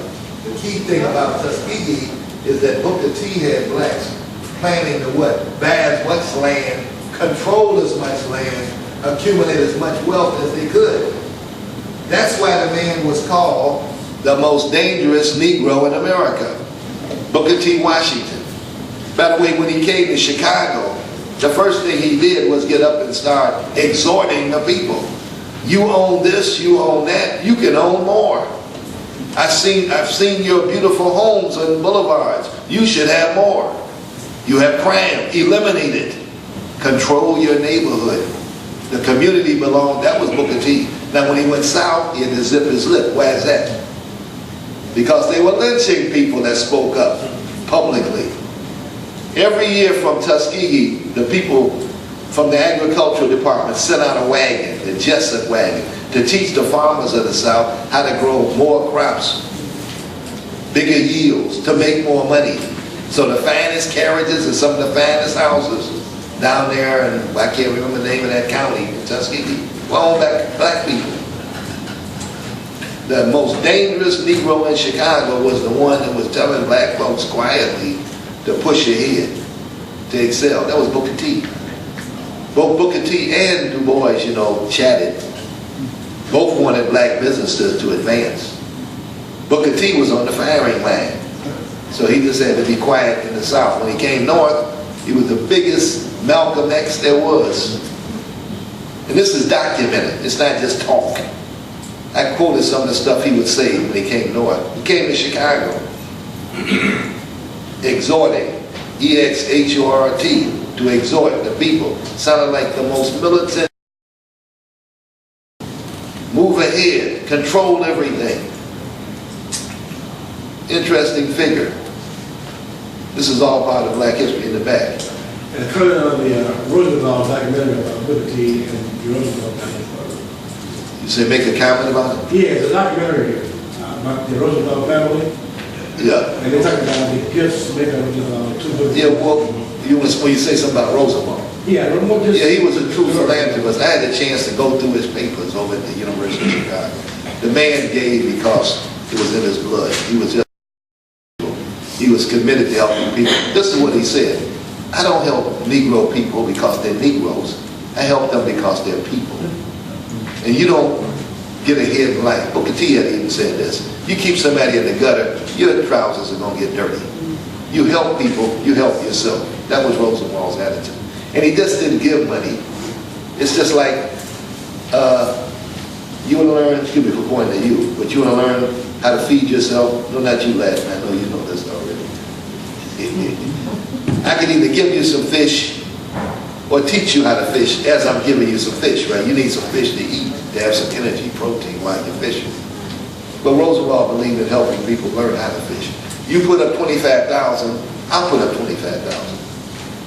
And by the way, in my latest book, and I'm not even calling the title out, but in the latest book, I ran across a man in the Roosevelt papers, a black man who had been a slave, who committed himself to helping his people. And that's one of the things I learned about people like, oh, excuse me, these are the bank bills. Yeah, isn't that something? Wait a minute, Lord have mercy. This was a map I did of the banks. That's the third bank building that Bingham had. He built this from the ground up.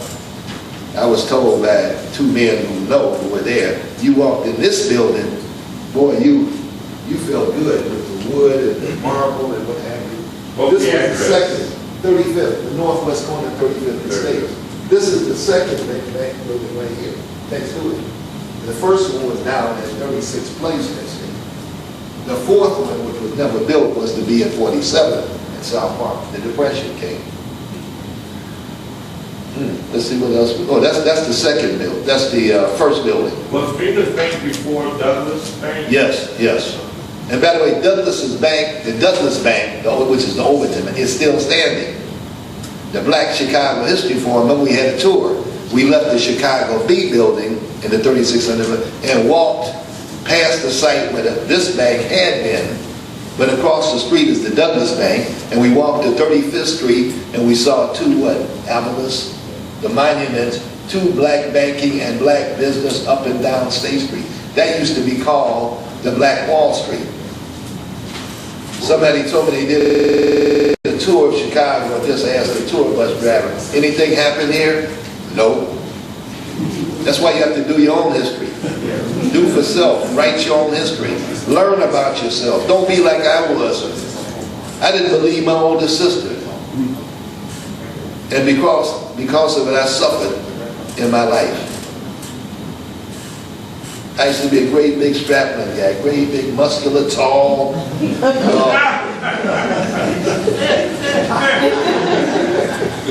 God put me low.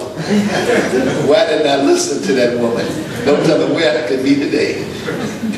Listen to your older sister. Meaning listen to these old people. That's what genealogy comes in. They have words of wisdom. Like, I remember one student I had years ago, he said, what did my grandmother tell me? Don't ever give up. Or as Danny O'Daly used to say, when you get to the end of the rope, what do? You tie a knot in it. You don't ever give up.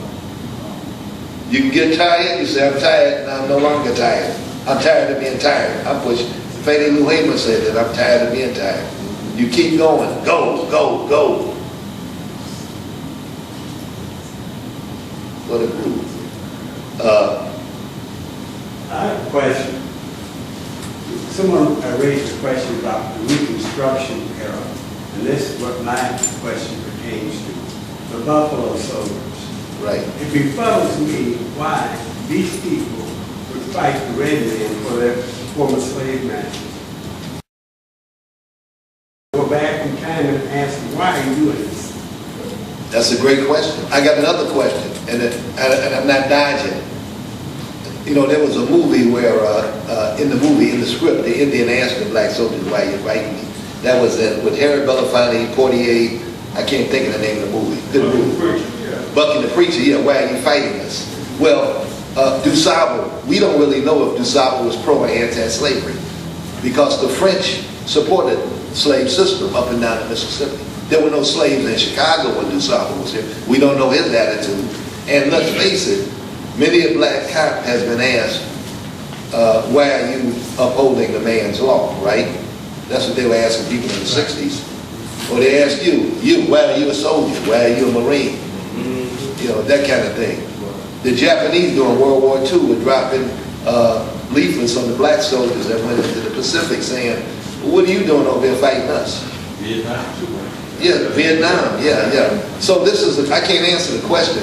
The answer goes back, though, to the question really has you looking at the dual identity that Du Bois wrote about. If you're American and you're Negro, will you have some conflicting views from time to time? Yes. As a black soldier, a Buffalo soldier, should you not be fighting those who oppress you, as they were in the South? That's when the Klan rose up in the South, but you had these black soldiers in the 9th and 10th Cavalry out on the West, first protecting Indians from the settlers, then protecting the settlers from the Indians, and then killing Indians. And I'm sorry I didn't recognize you, Brother Calloway. You know, he's filming, good brother, and I should have known you being, and I should have probably watched some of the things I've said because I don't know where this film was going to end up. So you have on internet. Oh, that's right, he did. Oh boy. Go ahead. Brother Okafor.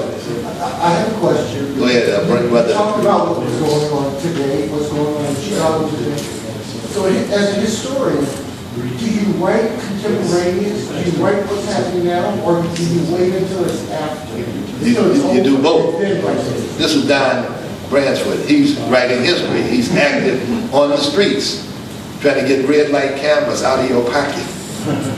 And what else, Dad? What are you doing also? So you write it now. You write it down. You write it in a journal. You write it in there. You record it right now. In fact, you are making history by you being taped back, Calloway back there, and then my response to you after you had that question, you just made history. Because the answer is, you're doing it right now, and he's recording it right now. It's a document. Yeah, history is, the so-called best history is done on the spot. But let's be real. Usually history is created after something's happened. And when you use memory, you get it a little backwards. Let me ask you a question. The history of Rome, was it written when the Romans were at their peak? Hundreds upon hundreds of years later, people started writing about what Rome was like. So here we are, you coming in, Lionel Kimble, after the snacks come, and I don't even see them back there, so I better keep talking. You'll be talking about something about the 1800s. We're sort of recreating what we think happened through memory. I got challenged about DuSable. I had written that I believe that the people in Chicago in the 1800s somehow heard about DuSable. Remember, DuSable left Chicago in 1800. The Americans were coming. They were here by 1803, 1804. And Americans were not going to respect an African man who was wealthy, prominent,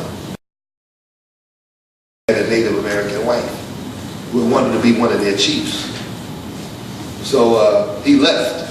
So 30 years later, African Americans started drifting in. They either are fugitives from slavery or they have these certificates that they are free people, like John Jones.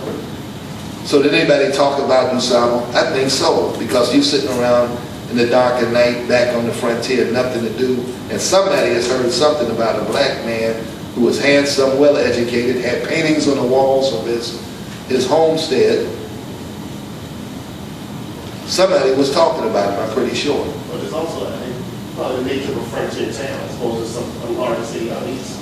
Yeah, couldn't be lost in the shuffle. Then we think about these really small communities and how it was a very small black population, right? Some of the interactions were perhaps more fluid between those small pockets of blacks.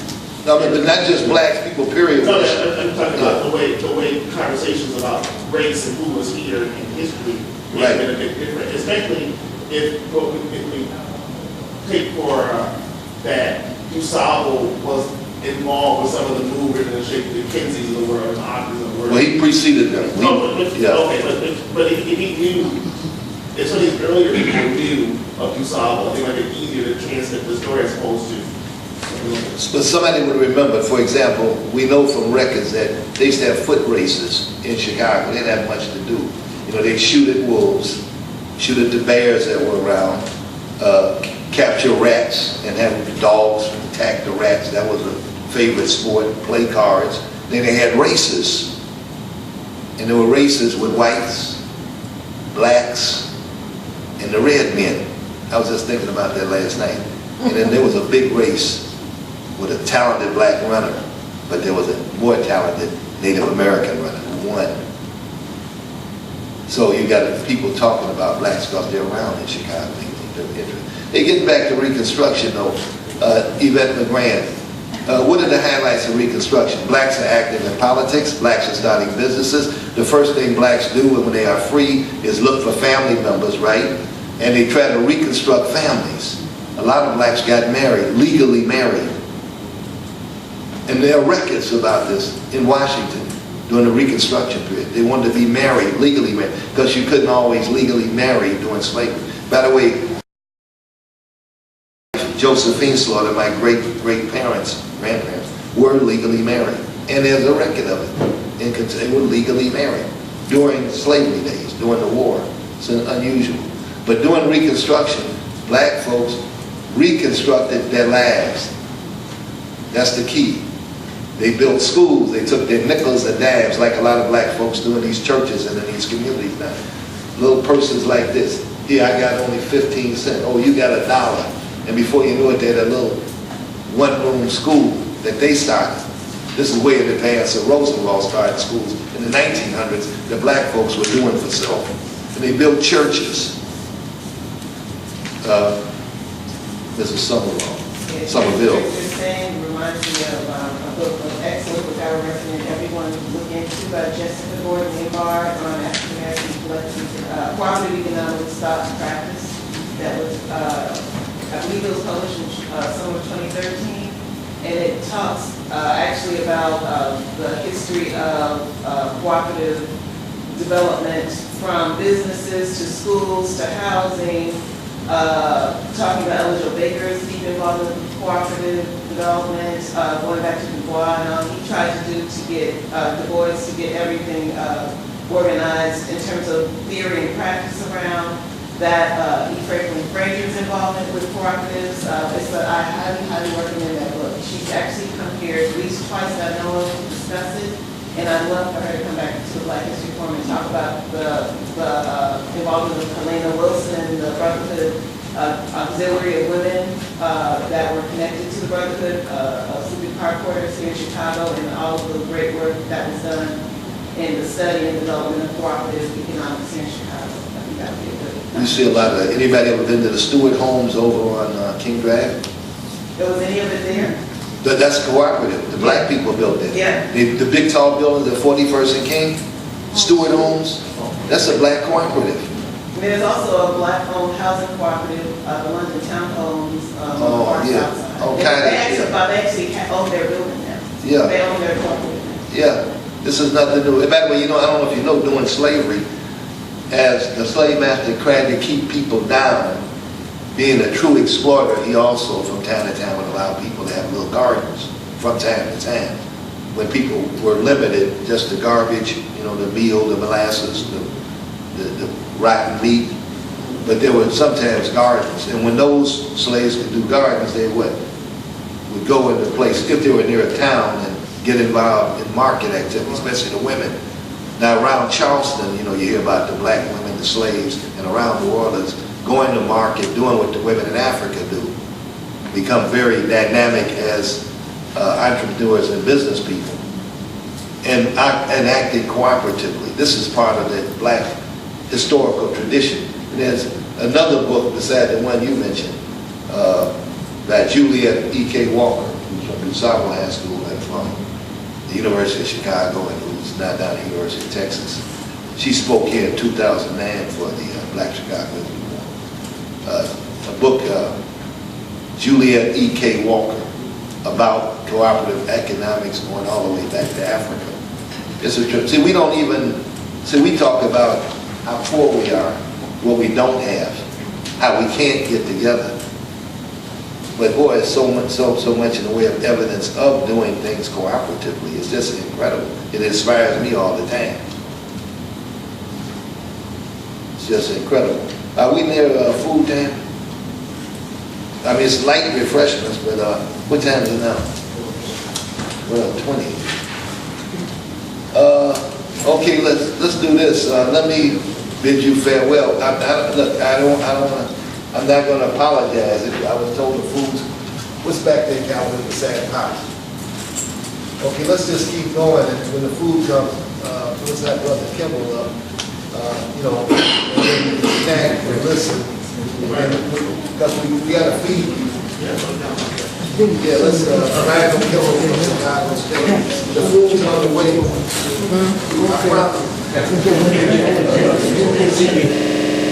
For a lot of us in this room, otherwise we wouldn't be here.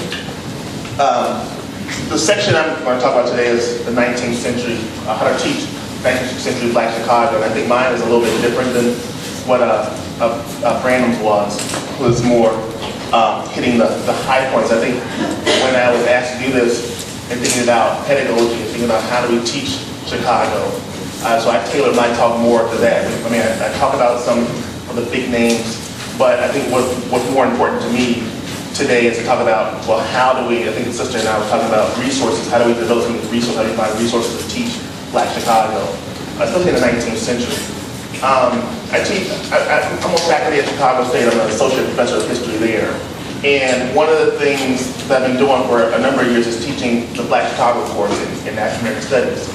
And last year, I had this idea of splitting the class into two parts. You know, generally speaking, we're teaching from Sable and try to get as far into the 20th century as we possibly could. One of my frustrations is that I didn't do Harold Washington much justice.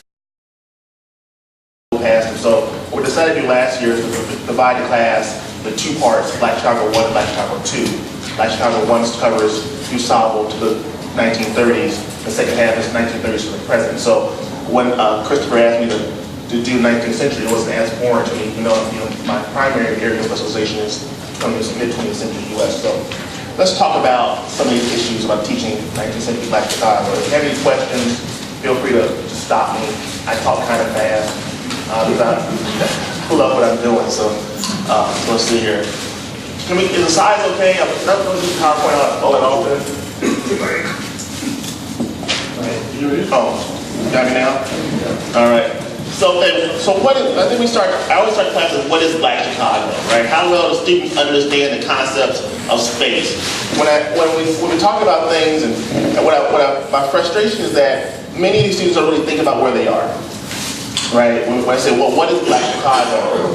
Then what do we mean by quote-unquote Black Chicago? Right? Thinking about these places, these spaces where Black people in Chicago occupy, right? But in the minds of many of the students that I deal with every day, right? There is no historical context for this. So there's really no historical context about what space is, right? So I challenge them to think about Black Chicago as geographically fluid, right? I think Chris pulled this map here about, I think contemporarily speaking, when we think about Bronzeville as Black Chicago, we realize that historically, this isn't the only place where Black people occupy, right? So thinking about geography, thinking about how Black folks move from place to place to place, across time, across region, right, across experiences, right? Another issue, how to assist students to understand the history of Black Chicago as the history of internal and external movement, right? There are a number of factors that cause the community to bounce from place to place to place. Bronzeville has been historically the largest concentration of African Americans in Chicago. But when did Bronzeville develop, right? What were some historical experiences, historical factors that helped lead to the creation of what the community we know as Bronzeville, right? And why is Bronzeville not the complete story, right? And then lastly, the issue I want to talk about is Bronzeville as this imagined community, right? I think many of us, when we think about Bronzeville, we may think we know what Bronzeville is, right? But historically speaking, it's kind of a difficult idea to get our hands around. And I think I talk about this issue about an imagined community because in the days of, in the times of gentrification, I think a very real question we have to ask ourselves about a question to Bronzeville. First of all, when did Bronzeville show up as a moniker? But I think when we think about Bronzeville moving forward, right, Bronzeville, as the complexity of the neighborhood changes, what will Bronzeville mean in 20 years? Right? What does it mean now? What does it mean in 20 years as the complexity of the neighborhood changes? Right? So these are some of the issues I try to get students to understand and talk about when they try to figure out where they fit in this larger story of Black Chicago. Right? So how do we approach this? Well, for teachers, some of the things we talk about maps. Maps obviously work well, right? Because it allows the students to have really to see these physical boundaries of where African Americans live, where we live, right? And I think that's really important because, at least the ones I deal with, right? There's really this unwillingness and inability to leave their neighborhoods, which limits the way they see their city, right? So you give them an opportunity to see this physical place on a piece of paper in front of them or on a computer in front of them. It helps them to contextualize where we're coming from, where they're going, right? Another thing, give students an idea of concepts to help them familiarize themselves with the people who lived and shaped in the Black communities in the city. I specifically say Black communities as opposed to Black community, right? And I do this because the general idea of a homogeneous Black experience is one that too many of our students are dealing with, right? So if we're talking about the lived lives of Black folks in here, to teach them is that there are a number of different experiences and places and realities that help shape what we know as this Black space, right? So it's important for them to understand the diversity in their own community. So when we generally think about diversity, we think about racial diversity. But in talking about these Black spaces, there are these diversities of experiences, diversity of worldviews, diversity of politics that we need to help our students understand where this stuff is coming from, right? Chicago, Black Chicago, right, as a concept, is one in which we're dealing with a very learned group of people, right? We have the folks who are formally trained and those who are informally trained intellectually, right? But the great thing about Black Chicago, and I think we just in our anecdotally, we think about our own experiences, right? What we find here is that this is a very politically savvy community, right? But this political savviness is shaped by people's lived experiences here in the town, right? So that's another important issue, that there aren't this is one monolithic idea about what it means to be Black in Chicago, right? Another issue I'd like to do, how to approach this, is provide an example of institutions created for and by African Americans in the city, right? How do Black folks create their own environment? All too often, we get students come into the class thinking about segregation, right? Chicago is one of the most segregated cities in the United States, one of the most segregated cities in the world, right? And this is a reality that many of the students that we're dealing with this is their perspective. Chicago as a segregated space, right? And at the same time, we find that the common idea that people are working with is that racism as this oppressive force that keeps and limits our advancement, right? So victims and racism just pounds on us, right? So it's important as we teach these things and we start to think about this created environment that African Americans, right, within this segregated space created their institutions, created Providence Hospital, created Quentin Chapel, created the Manassas Club, the Appomattox Club. They created these spaces in order to deal with segregation, not as passive victims, but as active historical participants who are responding to things that are going on historically and geographically, all right? And last thing is give them resources to better understand the daily lives of these historical actors and actresses and move beyond the narrative of the great man or great women of history. Now, great men and great women in history is important, all right? I don't want to leave them with the impression that, you know, understanding these firsts and these greats, they have no historic value, because they do. And as people who are interested in teaching about Black Chicago, we can't avoid the great man and great women of history. We need the John Joneses of the world. We need the Joseph and Elizabeth Huttons of the world. We need the Ivy Wells of the world, right? Because those are important stories. That's what people gravitate toward. Documentary film, the way we think about history, we think about these greats and these firsts. But again, to get a fuller picture of what it means to be Black in Chicago, to be a Black Chicagoan, I think we must also understand, right, the famous and not so famous, right? Because I think Dr. Reed was talking about very, very well about every man or every woman and their own historian, right? So to understand how every man or every woman can make history or be their own historian we're probably better served looking at the lives of these people and the experiences of these people and how they are shaping and are being shaped by historical events. All right, so those are the things I want to talk about today. And I have about 30 slides of various lengths. Some of them, you know, we've talked about some of these folks already, but here we go. Talking about this idea of shifting geographies, right? How do we get students to understand that there's really no static or fixed space that define what we know as Black Chicago? A number of environmental factors help shape the big one, Great Chicago Fire, right, which burned down 30% of the city at one point, and then the second Chicago fire, Dr. Reed talks about in his book, but I really have no seen it any other place. The second fire that displaced Black folk, all right? Second thing, the boundaries of Black Chicago are constantly changing and being negotiated every day. Change environmental factors, natural disaster factors, but as we move into the 20th century, as the numbers become greater, the tension between Blacks and whites intensifies. And we see these battles between Black folk and white folk over space. As places like Bronzeville start to become very much overcrowded, which is really not an issue for the 19th century, but as Bronzeville becomes so much, because overcrowded, right, in response to changing migration patterns, to war, changing economies, and so on, we find that where Black people are living expands and contracts over time and shifts over time. Let's give you a really good example. If we think about the center of Black culture, right, we think about, especially in the days before the 1950s, right, we think about 47 the King Drive, right, the Katie and Drake Gordon Black Metropolis, down the corner of 47 the South Parkway. You see this interesting mix and milieu of people, right, but even then, we think about 47th Street as the center, this town square.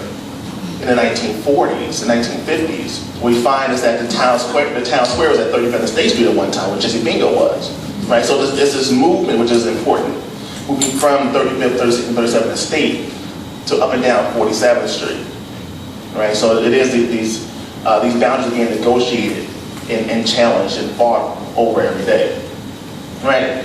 Here's some maps. Here's a map of early Chicago. And this didn't come out very clear. This is actually out of Dr. Reed's, I think, probably one of the most important works on early Black Chicago. I think when I was in graduate school, we had this thing about Black Metropolis being like the Bible of Black urban study. They don't want to bring out Black Metropolis, right? But I think if you're for very serious scholars on Black Chicago, we got to bring out Black Chicago's first century, which is reads more like an encyclopedia than anything else.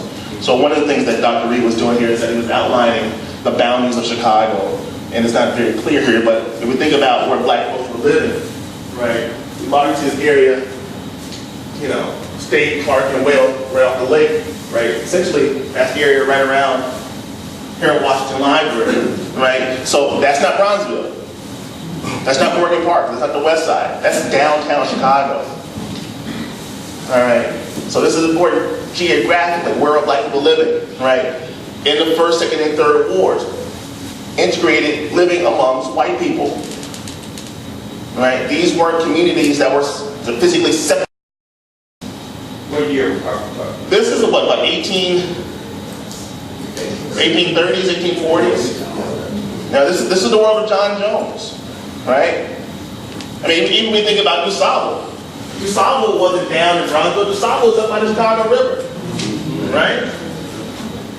So this is what's in this South Side or West Side story that people that we have. This is not a story that holds true to us all the time, right? This was a created space. All right, so this is one map to get students to understand that we weren't living right in Inglewood. We weren't living in what has become known as Bronzeville. We weren't living in Morgan Park. We're living on the West Side. We're living in the heart of downtown, right, where all action was going on, right? Another map. What is this one? This is, I think this is a map of the Underground Railroad spots. No. Yeah. So, you know, I was putting out examples of maps, just to give students ideas of where people were living, where some of the movers and shakers were living, where was John Jones living, where was the original Quinn Chapel, where were these places, right? Again, forcing my students to understand, to really rethink about what they know about blackness here in the city, right? The Chicago fire was one of these experiences experiences that helped shape these boundaries, right? As I say here, started in October 1871, burned for 36 hours, right? And go 3.5 square miles in the center of the city. So imagine the loop burning, all right? Now, if we think about 21st century downtown Chicago, and the city burns, downtown Chicago burns to the ground. Economically, culturally, right, it would really hurt Chicago, right? If our central business district burns to the ground, if our center of local politics burns to the ground, right? In 1871, not only was this a center of business life, but people were living there. All right, so you not only are destroying your economic base, you're destroying people's homes and their residences, right? Right, it was a very different downtown Chicago, right? It killed 300 people, and left 100,000 people homeless. Destroyed 18,000 buildings. All right. 3 years later, there was another large fire, 1874. They call it the Black Fire. And this fire, the second Chicago fire, played a very important role in the shaping of at least the black South Side community, and to some degree the North and West Side black Side communities. What we find here is another map. It's the 1871 Chicago fire map, right? All of downtown, we talked about the first, second, and third wards, right? That area is burned. So what happens to people? Well, when a fire comes, I'm not fireproof, so I'm running. So I'm abandoning my home, and I'm running the fastest and the straightest line away from the fire. People run south, they run west, and they run north, right?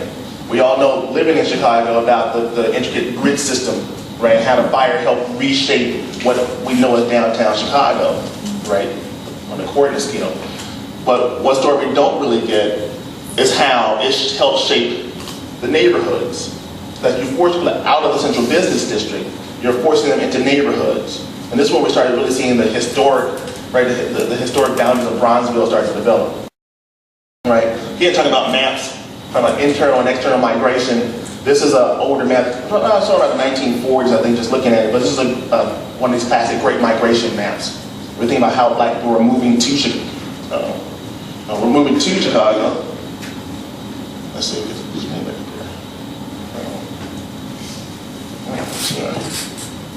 Got a little ahead of myself.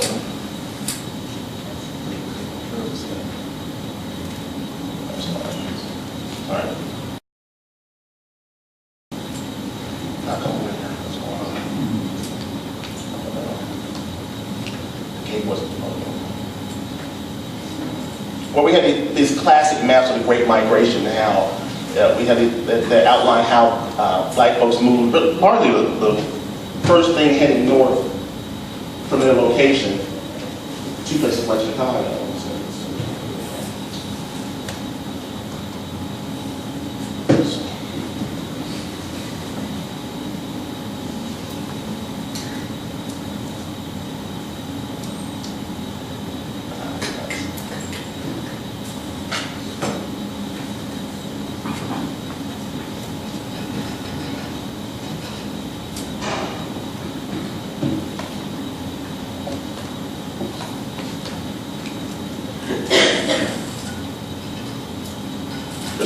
Just you want to go?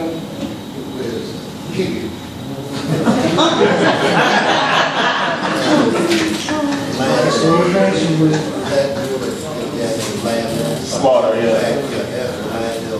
Land slaughter. Okay. Well, anyway, one of the things that we have here, I actually have my notes written down.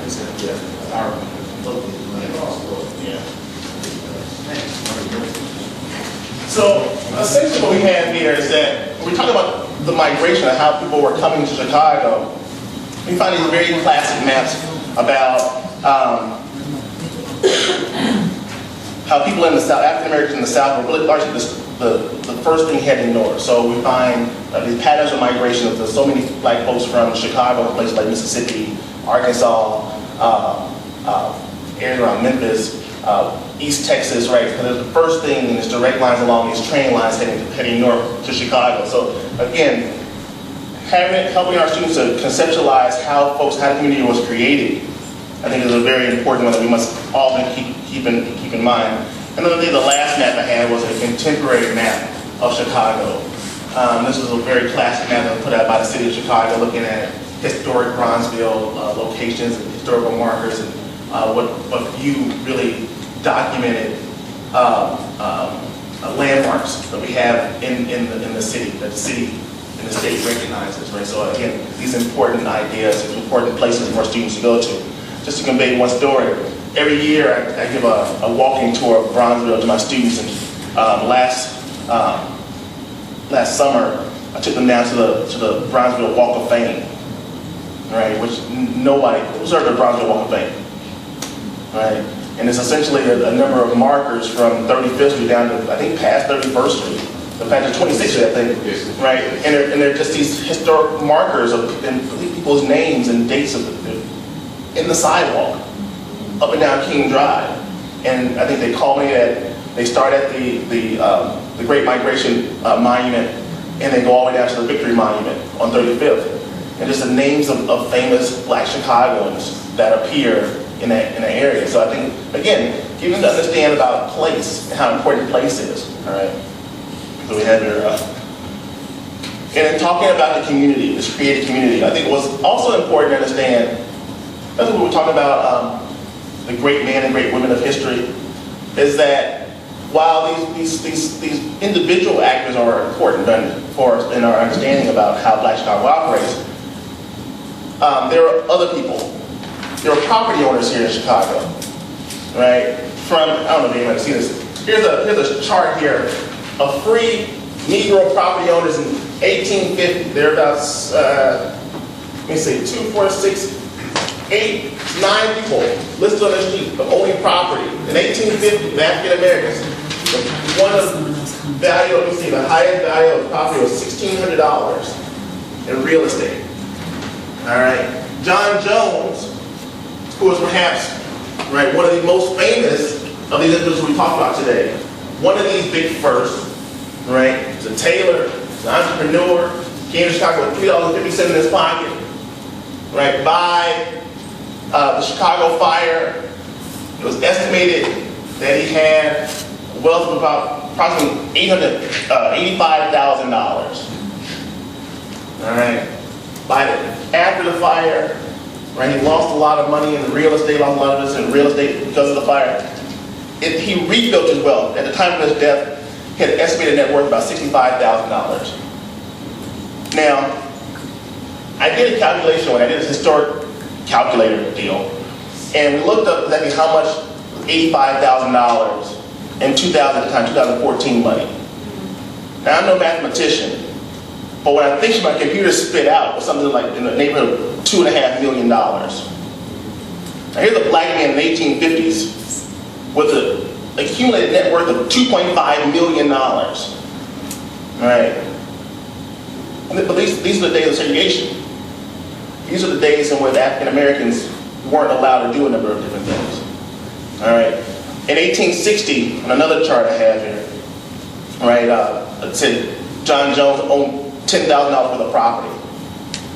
And I was, as Charles Branham was talking, I did a calculation on that. $10,000 in 1860 is about $282,000 in 2015 money. All right, so this is a very wealthy individual. All right, so African Americans owned property in 1850, 1860, 1870 in Chicago. Right, and it wasn't just the movers and shakers like John Jones. We look here, there are laborers, there are washerwomen, right? There are cooks, right? Joseph and Elizabeth Hudlin, who Dr. Reed talked about, right? The heroes of the fire. Joseph Hudlin was a head janitor, the board of trade, runs into the building and rescues documents, right? Economic documents, financial documents. Right, leaves his house, leaves his own family down in Plymouth Court, with a house that he showed us. Right, first black property owners. Right, build their own home on Plymouth Court, right around what is that high school down there? Right down the street from the right by Jones High School, down the street from the Harold Washington Library Center. Right, his wife Elizabeth Hudlin, known as the Angel of the Fire. Why is she the Angel of the Fire? Because she took in her neighbors. Right? As their homes were burned down, the Hudlin's home was spared that first time, took in their neighbors. These are regular people. Who would know a housewife who's no settler, right? A housewife and her husband was head janitor. Why would we know these people? Right? They weren't John Jones, they weren't Ida B. Wells, but they were ordinary people doing extraordinary things. Like purchasing a home is something we seem very commonplace now. Right, but in the 1870s, owning your own home, right, was a very, very important thing. And these were two individuals, these unknown people that doing very extraordinary things. Let me see what else I have here. A couple of things talking about this idea of shifting geographies, what I had on the other slide. It's a great slide too, I promise you. All right, Black Chicago is a collection of people and places, famous and not so famous, who has helped shape the experiences of African Americans nationally and internationally. That's a fact, right? If we think about the number of people who have come through Chicago in the 19th and 20th century and have gone off to other great things around the globe, Chicago is really this important part, an important place for their day-to-day activities. Another thing, another truth, we're talking about these shifting geographies. This is a quote attributed to a very, very great man. Many of us may know him. I'll let you know who he is in a second. And he says that Harlem was the center of the black world. All right, notice who said that? Very great man, Tim Black. So we set that as gospel truth. If Harlem, right, was the center of black America, then Chicago is the center of the black world. I think one of the things we demonstrated that we've seen here today is thinking about, you know, understanding Chicago's role in the development of history, understanding Chicago's importance in talking about the development of black politics, right? We can get into music, right? We can get into art and culture and literature, right? We get into architecture, right? Black Chicago has led the way nationally, internationally, right? So some of these great movements, right? Let's talk a little bit about, I don't really get the things going yet. Give me 1 second, because Click on the PowerPoint.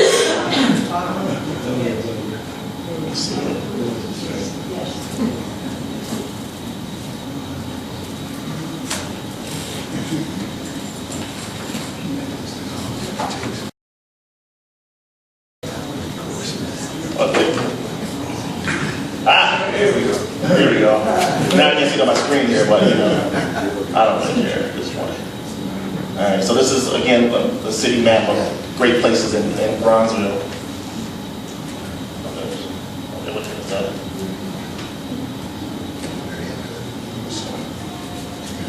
Okay. All right, here we go. So this is, again goes back to that free Negro property owners in Chicago, 1850.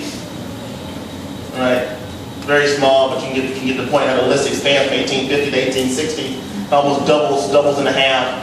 Right, 1870. Right, the number continues to grow. So African Americans are accumulating wealth here in Chicago. Right, but then again, this is the days of slavery and Reconstruction. Black folks aren't supposed to be doing anything nationally. African Americans aren't supposed to be accumulating large amounts of wealth. Right? So the question I always ask my students is, what is so special about Black Chicago that allows people like this to operate? Right? I think Christopher Reed talked about it earlier, talking about this dynamic community in Black Chicago. These go-getters, right? They go out, they find and make opportunities for themselves, right? Again, Harlem was the center of Black America, and Chicago was the center of the Black world, right? Talk about some demographic numbers, right? Chicago is the city of migrants. So many of these folks who we talk about today, they traveled to Chicago. John Jones and his wife traveled to Chicago. Oscar the Priest travels to Chicago. Arthur Works Mitchell travels. People make their way to Chicago and find their ways here. Ida B. Wells comes to Chicago. Right? These folks aren't necessarily old settlers. They can't trace their lineage to the founding of the city. They come here, and they come here for a reason. Right? It could be because of Chicago's important place in the growing American economy. Maybe DuSable certainly came here because he saw something. He saw Chicago being at this crossroads of the continent. People were heading out west. He saw an opportunity to make some money, to establish himself here. Right? People come to Chicago. Black folks come to Chicago seeking a better way, a better life, some way to move forward. All right. So by 1900, 80% of the population was born someplace else. All right.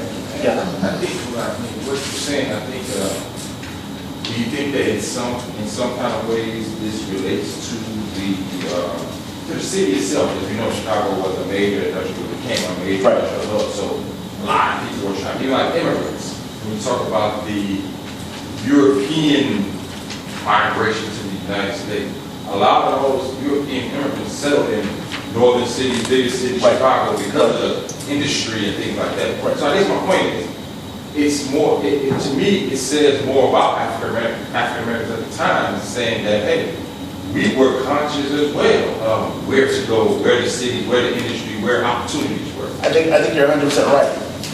Because again, the general consensus was that Black folk, we weren't thinking that way. Right? We had an inability to think in that very nuanced way about power and money. Right? But interestingly enough, Booker T. Washington proved them wrong. Think about money very well. Think about power and influence in very, very sophisticated ways. But I think what's interesting, for me anyway, is that for all of the educated folks that came here, because we can get into a long discussion about the Great Migration, how that works at various stages, and really how it's really the stages of migration, rural to urban, rural south, urban south, urban south, urban north. So it's really this pattern of urbanization. People start to think about things.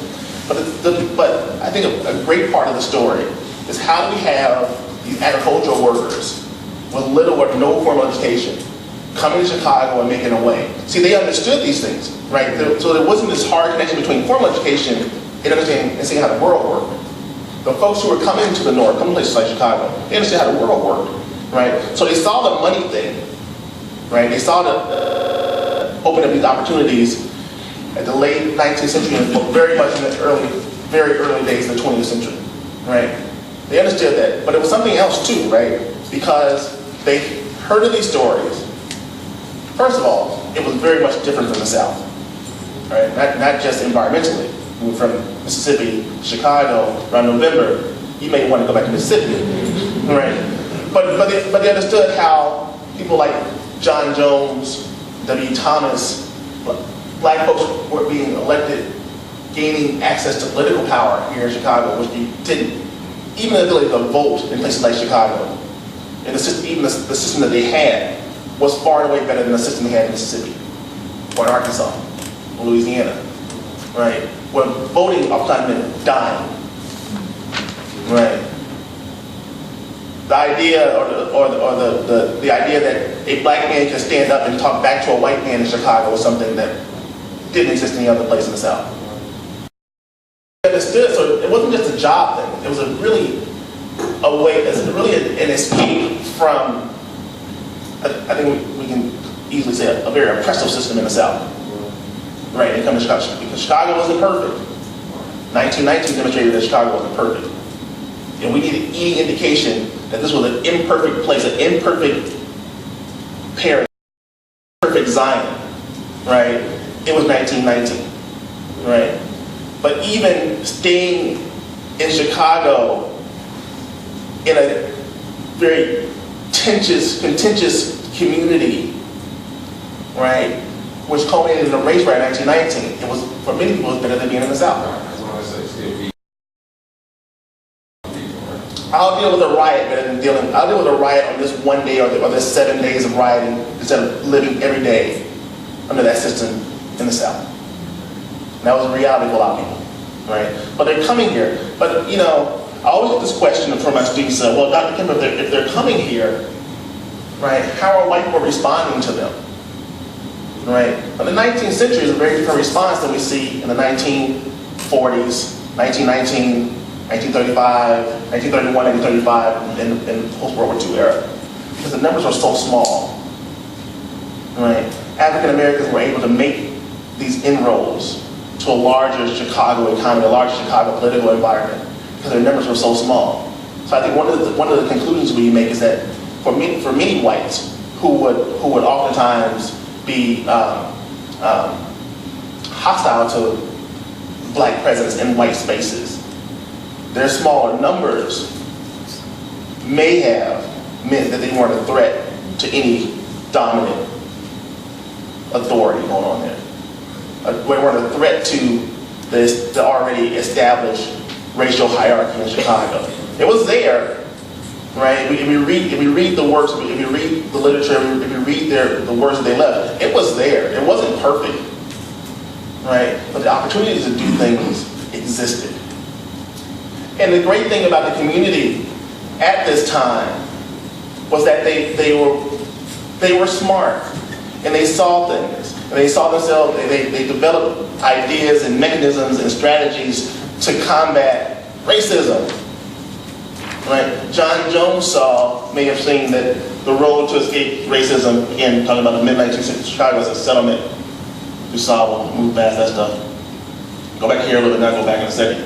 John and his wife understood that economics, right, understanding how the game is played. One of the things about John Jones being a tailor, some have hypothesized that because he was a tailor whose clientele were largely white, that he listened to some of these conversations of these power brokers in Chicago who were making their clothes, right? And he learned how the world worked. He learned how the economy works.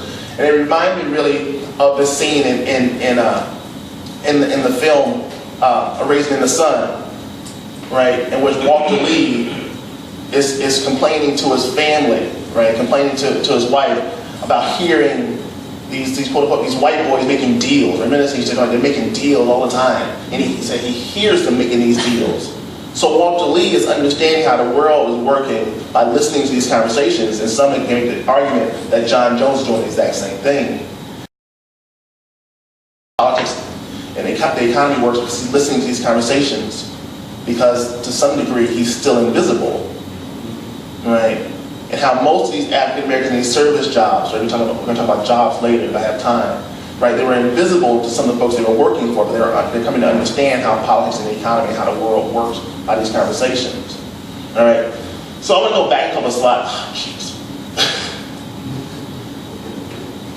Talk about technology. I'm kind of old school. I was trained by old school historians. I don't do this PowerPoint stuff. You know, I like a chalkboard. I still like chalk. I ain't like those drivers. I like chalk. You know, something to say about the chalk, right? Sable, first permanent settler, right? He's a mover and a shaker. We talked about it at length, but we think about him as someone who saw an opportunity, right? He understood, and he saw it very quickly. He saw that coming to this place would become known as Chicago, as his first permanent settler, getting involved with the native population here as a power move, right? We use marriage as a way to move up the social ladder. He married into the Potawatomi as a power move. He tried to become a sub-chief as a power move, right? And he left Chicago when the Americans came as a power move, right? Because he understood, as Dr. Reed mentioned earlier, that his life would change dramatically once this white ideal about race relations enters into this space. All right, you got the picture of it? All right, ready? All right, no problem. Talk about this, move back to St. Charles, Missouri. All right, one thing that always blows my students' minds is about slavery, right? Illinois is 1818, right, part of Northwest Territory, no slavery in Northwest Territory. Except for the slavery that was already here. Right, see, that's oftentimes what I get. Right, right. There was slavery in Illinois. There was slavery in Chicago. There was a very staunch anti-slavery abolitionist movement here in Chicago. It was a tough hotbed of abolitionism here in Chicago. Right. Readily identifiable spots on the Underground Railroad. One of them was in John Jones's house. One of them was the original Quinn Chapel. Right, they're in people's homes. They weren't scared. Right, 1850. Right, it became illegal for any U.S. citizen, right, to not turn over a runaway slave. All right, you can be punished as a white person for not turning over a runaway slave, except in Chicago when they didn't care. Right, I think it was 1845. I came up with this story last night. 1845, there was a slave auction. No, 1852. It was 1852. A runaway slave was captured here in Chicago by the sheriff. He was taken down to the town square to put on auction. So the sheriff reluctantly marched this guy out and opened a public bidding. Right, $3, nothing. $2, nothing. The bid got as low as 25 cents before somebody placed a bid on this man, this person, 25 cents. And the sheriff said, "You sure you want to bid 25 cents?" He has 25 cents. So he buys this guy, he buys this slave for 25 cents, 1/4, and he immediately manumates him. He said, "You're free." He manumates him, he frees him. He said, right there. I think it was Ogden's brother. Mayor Ogden's brother buys this guy because no one else is going to do it. Right? And he frees this runaway slave immediately on the spot.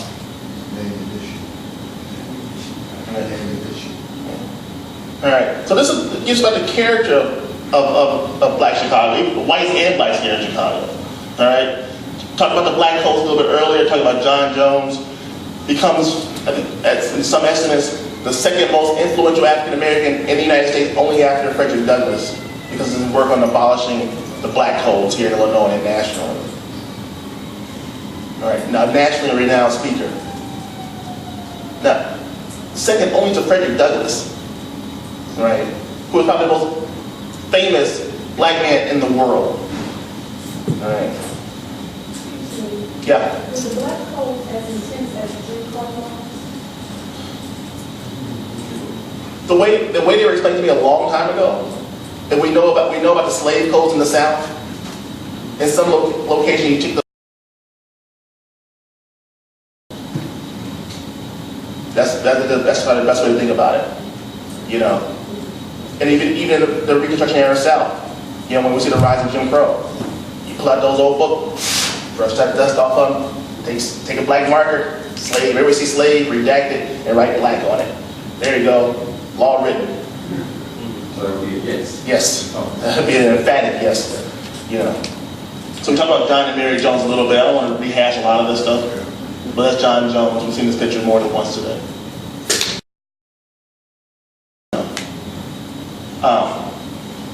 Another way I teach it is talking about the issue of social stratification. Right? There was no defined. Christopher, you keep me abreast of time too, please. There wasn't this one singular 140. Okay, so I'll go a little faster. There wasn't this one homogeneous group, right?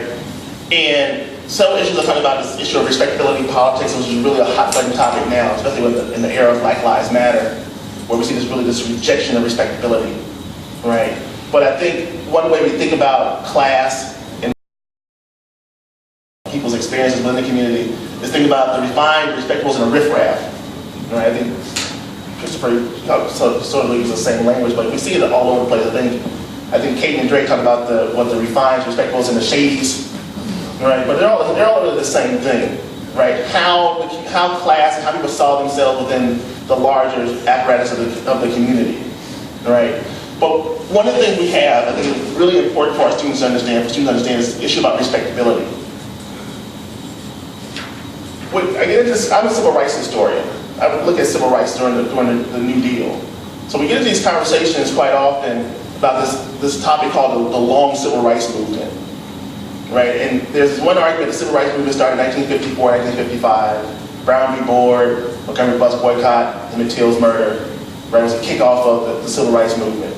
But there's another group of people who said, no, we can actually take the civil rights movement a little bit further back, right? We can place it at various times along the U.S. timeline.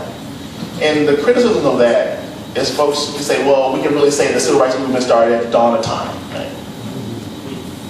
I think conservatively, we want to talk about where civil rights movement started. The civil rights movement started in 1619 when those first 20 got that vote, right? We're talking about civil rights movement started, right? But from that moment in 1619, we're talking, black folks have been trying to develop these strategies of how to feel included, right? How to make a space for themselves in Chicago, in the United States. And one of the ways they use it by being respectable.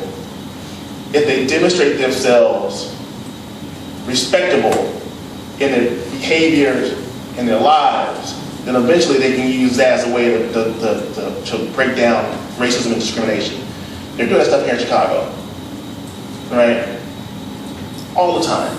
And it brought them a lot of conflict, especially with some of these old settlers and these new migrants who had very different ideas about respectability, had very different ideas about civil rights, right? But again, it's important to talk about how these things are important in the diversity in the community.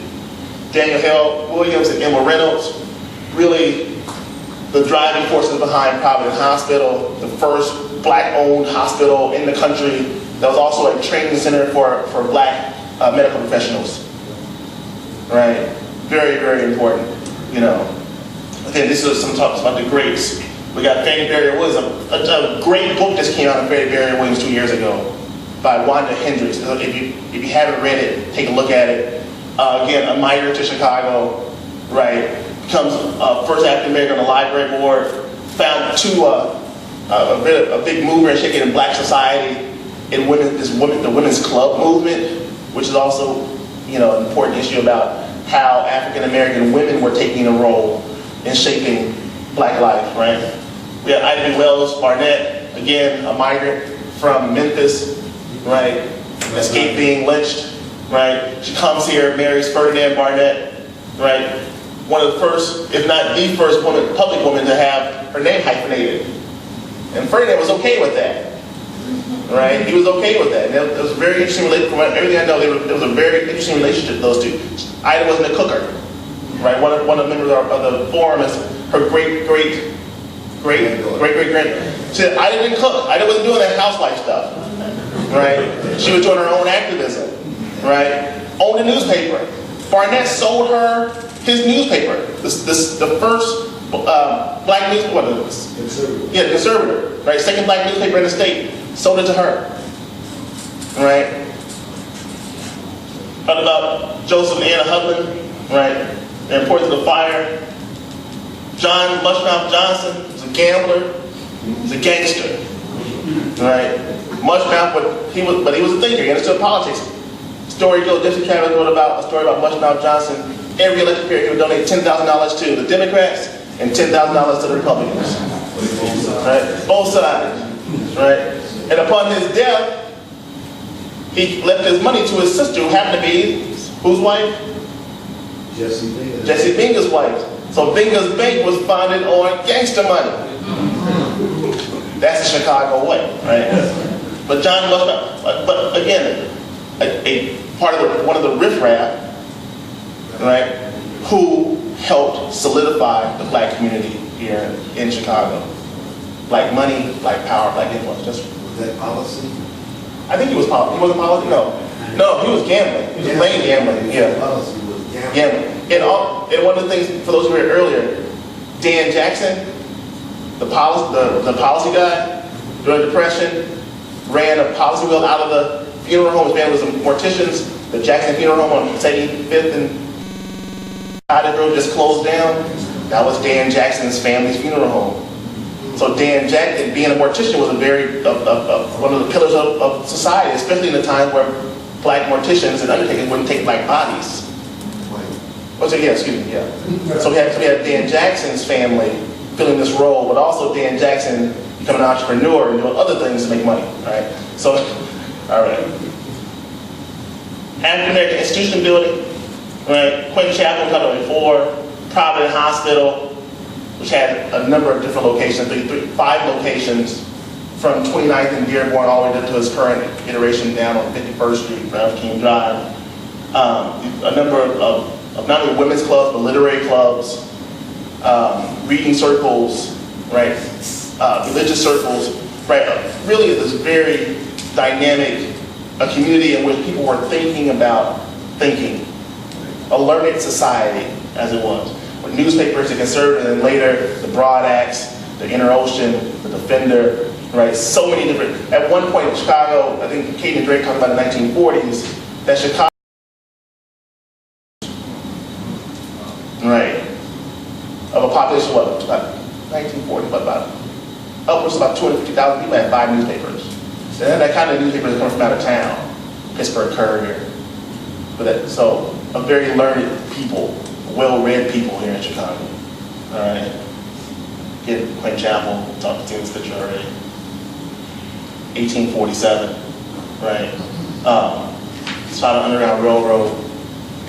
Started in I think a fascinating story about Quentin Chapel, very quickly, is that Chicago was incorporated in 1837. Illinois becomes a state in 1818. 1847, we have a black church. Well, what were black people going to church before? Or they going to church for white people, right? But we don't hear, at least the stories that don't exist about these contentious relationships between blacks and whites in these sacred spaces, right? So I also said something about race relations, about what makes Chicago a little bit different. But these saw that spiritually they weren't getting something. So instead of sitting and lamenting that we're not getting something spiritually, they create something spiritually. They create this space, right? A number of things, and Quinn being the first of them. All right. Again, Providence Hospital. I was fortunate enough, this is a graduating class of nurses there. I was fortunate enough to go to an estate sale when Jackson Funeral Home closed. That was part of my old neighborhoods. So I went over to Dan Jackson's old place. And apparently his wife or someone in his family was a nurse. And she graduated from Providence Hospital. I think I had the 1909 Providence Hospital graduating class picture. And it's very similar to this, And I'm trying to figure out a way to give it to our library. The Chicago State Library has the Providence Foundation papers there. But I'm afraid to put the damn thing in my car and take it over to the library because I want to break it. So I'm trying to figure out a safe way to move from my house on 43rd Street, 95th Street, to put it in the library so it's safe. So I have a 9-year-old and a 6-year-old. It's not safe in my house. Not safe at all in my house. All right. Ferdinand Barnett, newspaper man, 1878, is a Chicago attorney, graduated from Northwestern Law School, right? Sold his paper to his wife in 1895. One thing I'm missing here is how, really the importance of the World's Fair, Ida Ferdinand's, their work at the World's Fair and the colored presence at the World's Fair, right? Skipped over that real quick for the sake of time. How do black Chicagoans learning about the world outside? Well, they're reading about it and they're talking about it. All right. I also try to teach about the glimpses of everyday life. I'm a labor historian. All right. I write about black folk, but I'm a labor historian. I write about working people. Right. Regular old John and Jane Q. Public. And how do you learn about John and Jane Q. Public? You read about their work. Right. So break down into 3 different categories, right? Service to the community, black firefighters, 1871, right? Black police officers, 1872, right? Black soldiers, 1871, 72, 73, right? Which culminated in the Illinois 8th Regiment, right? Colonel Marshall, first black colonel, right? First black captain, first black colonel, right? Colonel Dennison, also associated with the 8th Illinois. It's a little bit into the 20th century, but the militia wanted a military base so badly, and they couldn't get funding from Sable, Illinois. But the black community mobilizes, and they elect their commanding officer to the Illinois legislature. And he goes down to Springfield, and he advocates and gets money for these soldiers to build their headquarters. All right. But service to the community. Right, I wrote this article and I write a lot about black cab drivers, and Christopher pointed me in a direction.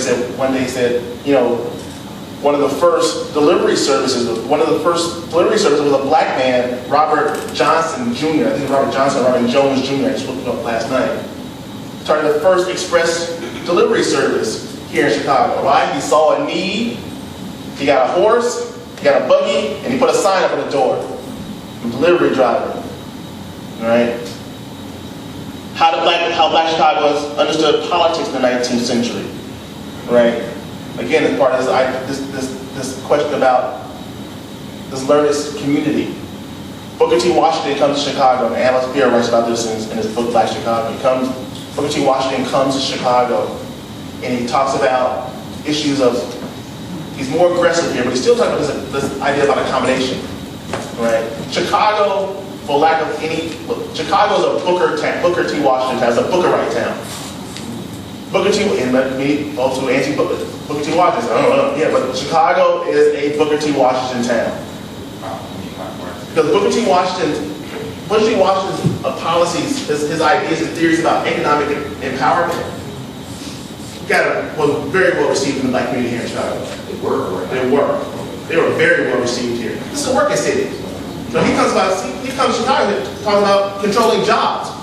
Pretty damn good to me, right? Especially when, right, part of his idea about respectability is getting into these clean jobs, moving out of these service jobs, dirty jobs, right? Moving to better jobs and controlling one's economy, right? So, because one thing we see about Booker T. Washington, I think by people of my generation, your generation, Booker T. Washington was a sellout, right? Some people say. Booker T. Washington was a sellout, but Booker T. Washington was an economic nationalist, right? Booker T. Washington was an economic nationalist. So the economic nationalism part was very well received in Chicago. The not voting thing, when people were voting in 1845, no, I don't know about that one.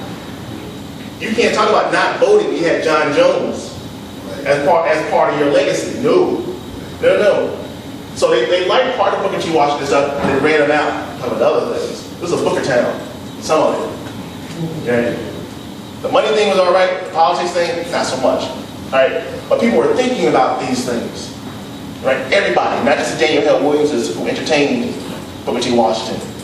I thought Booker T. Washington's was more appealing towards agricultural jobs. Well, that was part of it. But what he was saying, essentially was saying is make yourself useful.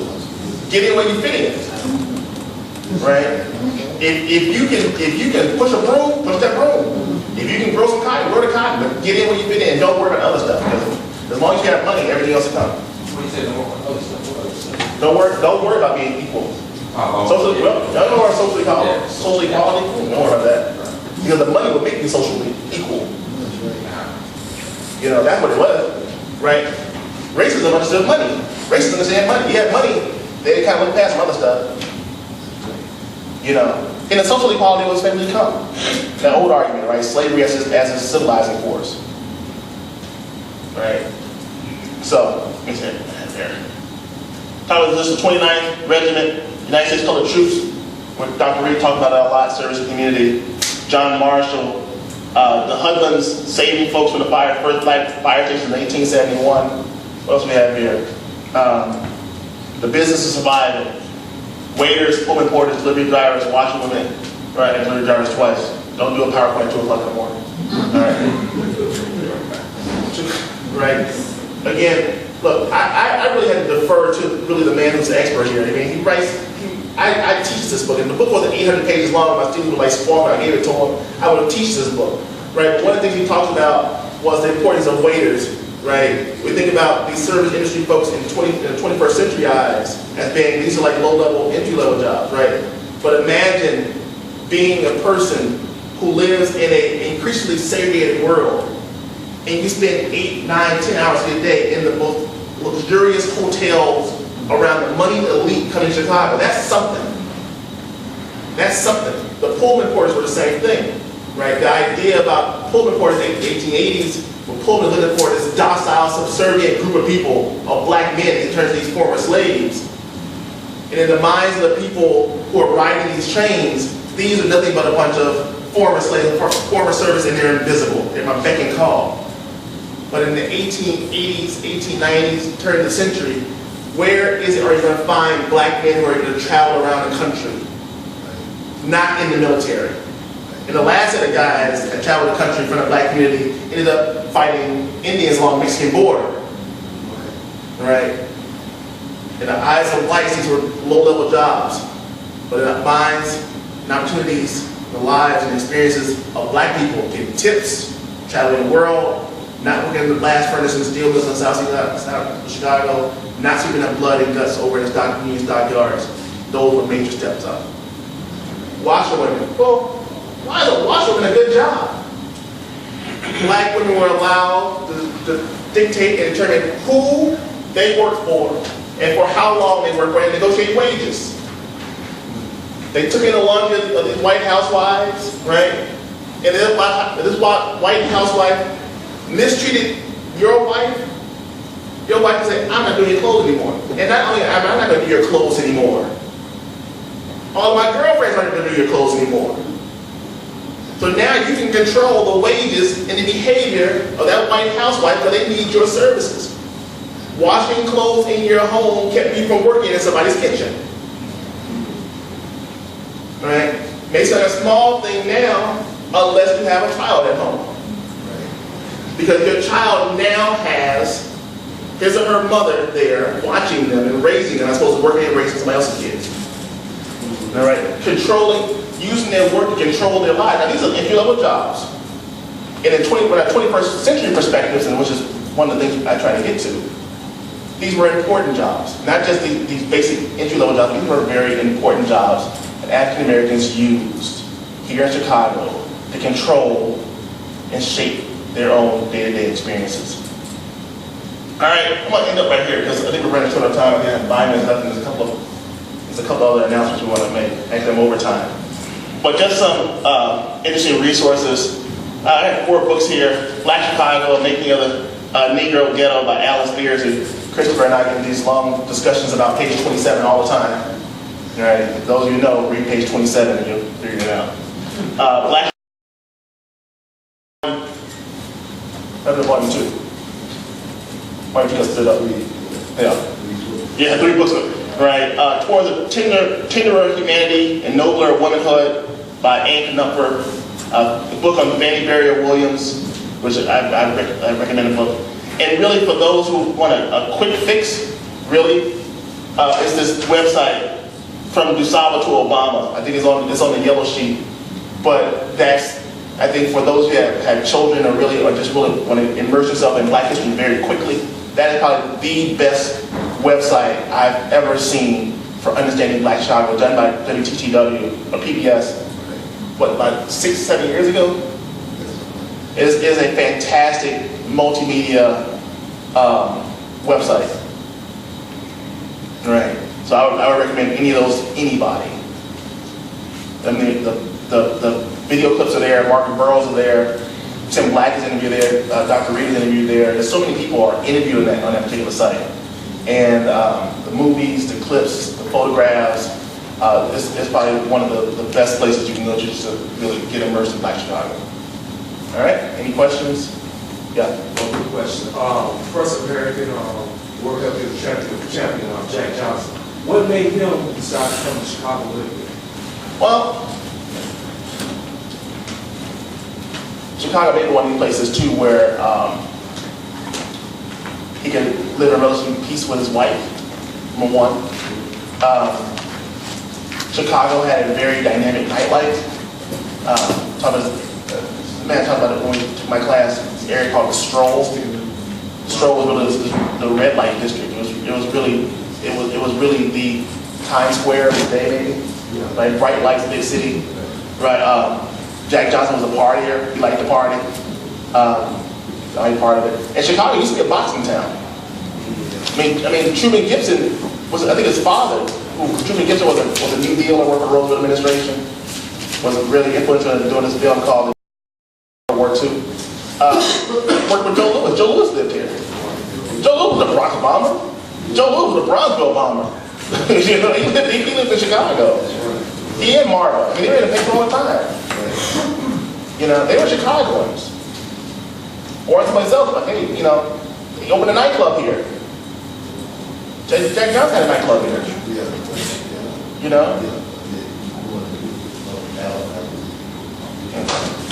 Yeah, so you talk about, I mean, and the great thing, if we move into the 20th century, we find so many people coming to Chicago before they go other places. Archibald Motley, talking about Archibald Motley, this great painter, social in New York, he was living in Inglewood. Right, we're talking about, you know, trumpet player. Louis Armstrong. Louis Armstrong, the great guy from New York. Yeah, he came from New Orleans, came to Chicago, hung around Chicago. And then he goes to New York. Right? Folks go there and come back. Richard Wright, the seminal figure in the Harlem Renaissance in New York. No, he lived on 48th Street. You know, people come to Chicago and go other places. Right? I'm a Chicago, born and raised in Chicago. I like to see what would happen, right, to New York if those folks decided to stay in Chicago and go to New York. Yeah. It's a question in the back. Yeah, your earlier slide talked about the space thing of Bronzeville. How about the composition? These folks, these heroes, these movie shakers, they were producers. They live in the hood. They live in Bronzeville. You see any correlations between the spiritual, the Bronzeville, and the economic status of blacks in Chicago? Yes. Exactly. And it's negative, right? Yeah, it is. I mean, because one of the things, a discussion you get into all the time, these heavy intellectual discussions, whether or not integration was a failure, right? And I come down. I'm a little lefty, right? But I come down on the fact that integration was a failure. It succeeded for some people like me, who were able to go to the University of Iowa, get a PhD from this little white school, little white state. Some of my friends who were going to Harvard, or Princeton, my wife who go to Northwestern Law School. People like us. Very much a success, right? But for those people like us who didn't have the opportunities, right? They were ones that left behind. So the disbursement of this leadership class out of Bronzeville, economic base out of Bronzeville, had a very long-lasting negative effect on people who didn't have the opportunities that I had, right? When African Americans weren't allowed to go downtown to shop, well, you have Black Wall Street down State Street, right? When Black women can get their hair done anywhere else in the city. I had an aunt, apparently, who had a very famous hair salons on State Street. Well, it allowed entrepreneurs like her to develop where we couldn't go to these other spaces. Once that door was open, right, we see the dispersal of Black political power, right? Black leadership class goes off because they've arrived, and the Black dollar doesn't rotate in the community as much as it used to. You know, but I think one of the things we have to do, we have to adapt to that, and we have to continue to adapt. And that you know, we get these discussions about millennials all the time. The millennial generation. I think the millennials are understanding.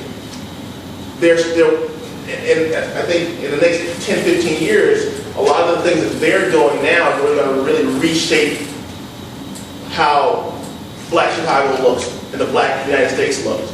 You know, because I told my daughter the other day, after this thing with, you know, McCarthy, this police officer getting arrested, I told my daughter's 10, we were driving to school, I said, Nita, I said, pay attention, because this is very important now. Your grandparents' generation, the mid-50s, 1960s, the world was dramatically changing because of the pressures of the civil rights movement. And I said, these millennials now are bringing this pressure to bear on the establishment now, and this is a very important world that we're living in. You know, so I think there is some hope to change some of these things and redefine how Black leadership, poverty is addressed within the community by people in the community. So, just one last follow-up question on that. The recent census show that the size of Black commerce in Black Chicago and Bronzeville is diminishing. Yep. Exactly. Increase to population growth. That makes no sense. Yeah. Well, it makes complete sense when you think about the dismantling of public housing and deindustrialization at the same time. Yeah, when we talk about the rising housing prices, the dismantling of affordable housing, the continued impact of deindustrialization is, you know, from the late 1940s, right, where it hit its peak in the 1970s and 80s, The stockyards closed in the 70s. I was a steel mill kid. I was southeast side. The steel mill closed in the 1980s, man. It's like destroyed. And we really have to address that. Where are all these people going to? Where are these black folks going?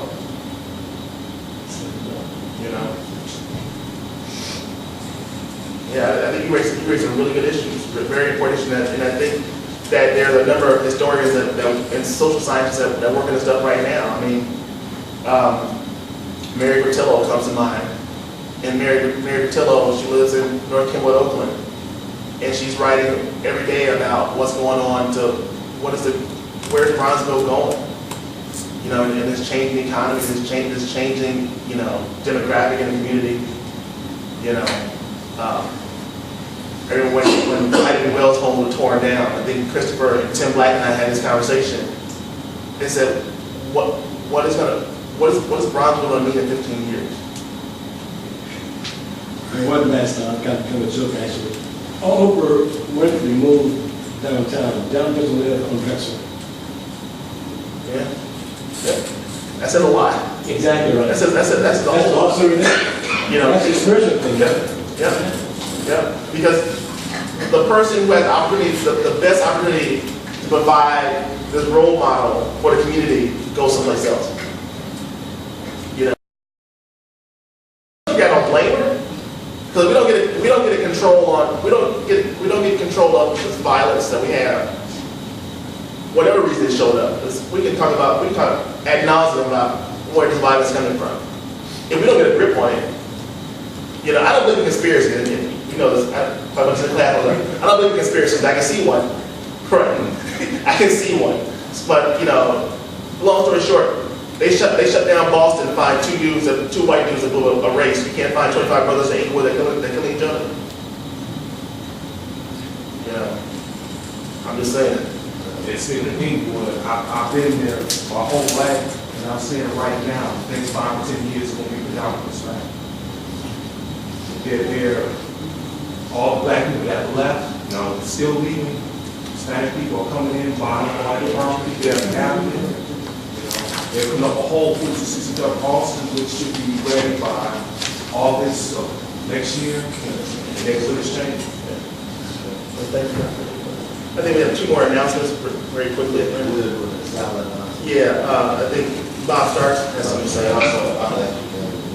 One of the things that, again, I'm thankful for the invitation to be here, but I think part of this NEH program is part of a larger program that we do here in the community on the South Side, in the black communities here in Chicago. I'm actually an outgoing board member of the Association for the Study of African American Life and History. I talked about it before.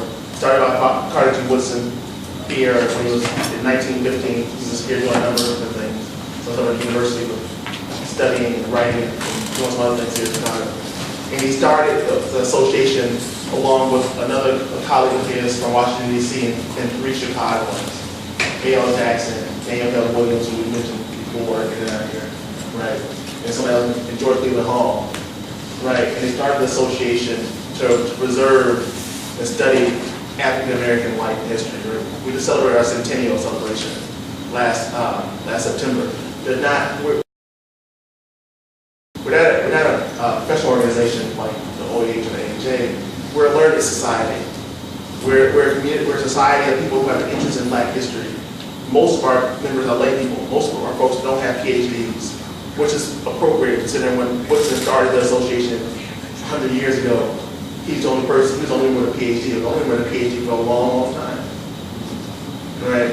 So I invite you all, if you have an interest in black history and want to continue this, there are application links for the association on the table outside.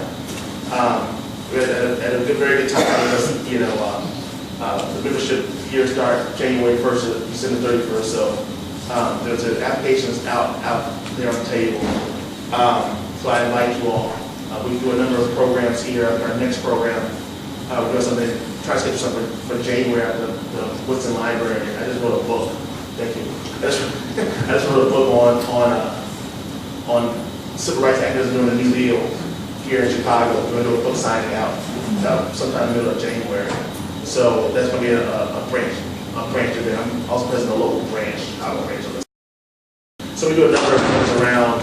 We work with the Black Chicago History Forum, work with organizations like the Chicago Council on Black Studies, doing programming, just trying to teach and inform folks about Black history, Black culture, not only in the United States, but specifically here in Chicago. I'll be very brief. First of all, let's give a big round of applause to Dr. Reed.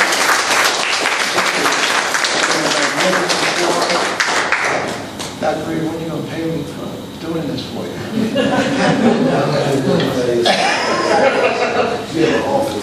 Yeah, I am Bob Starks. I am the Vice President of the Black Chicago History.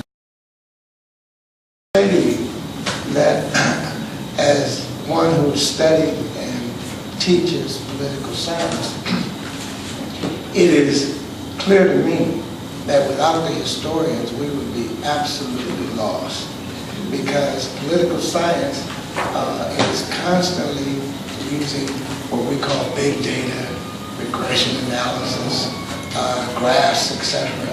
And it's become crazy, you know.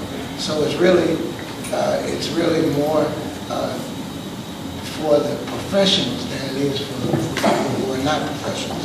So I've learned a lot from people like Dr. Reed. He is my historical advisor. Every time I have a history question, I grab one of his books or call him on the phone and he gives me advice. So we're asking that you join us at the Black Chicago History Forum. We have meetings at least once a month, and we have various speakers coming in. When is our next affair? Sometime in January. And we'll let you know if you sign the thing outside. We can get in touch with you and let you know when we will be speaking. Now, the last thing I'd like to request from Dr. Kimble is, since he's an expert on jobs, when are you going to do something on jitneys? How many people know what a jitney is? You know, I actually wrote it. If we don't have one for the form, I can do that. Now you know that the new iteration of the jitney is Uber.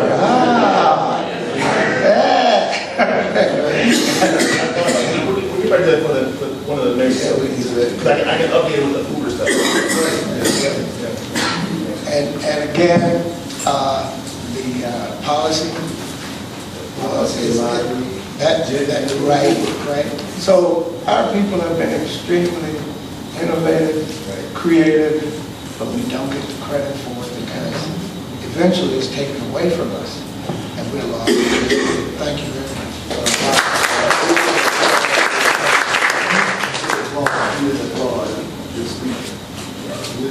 Oh, of course.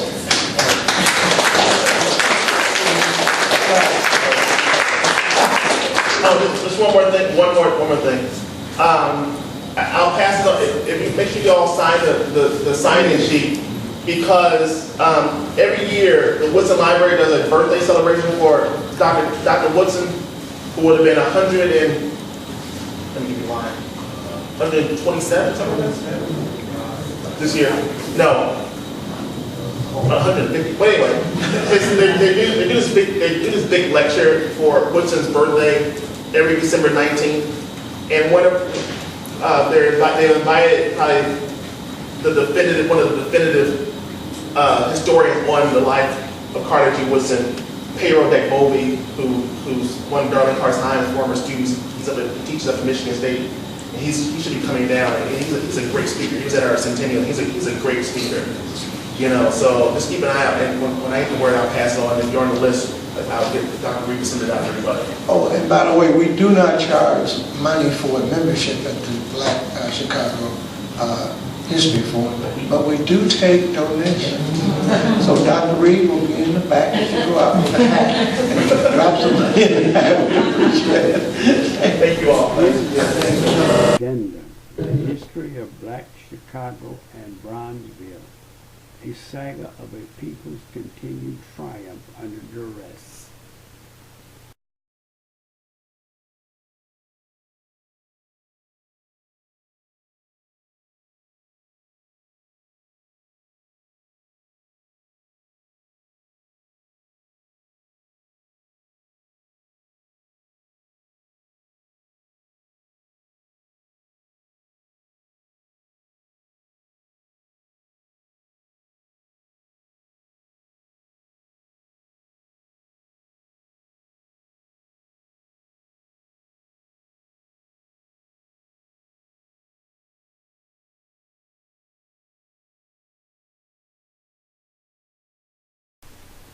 God bless.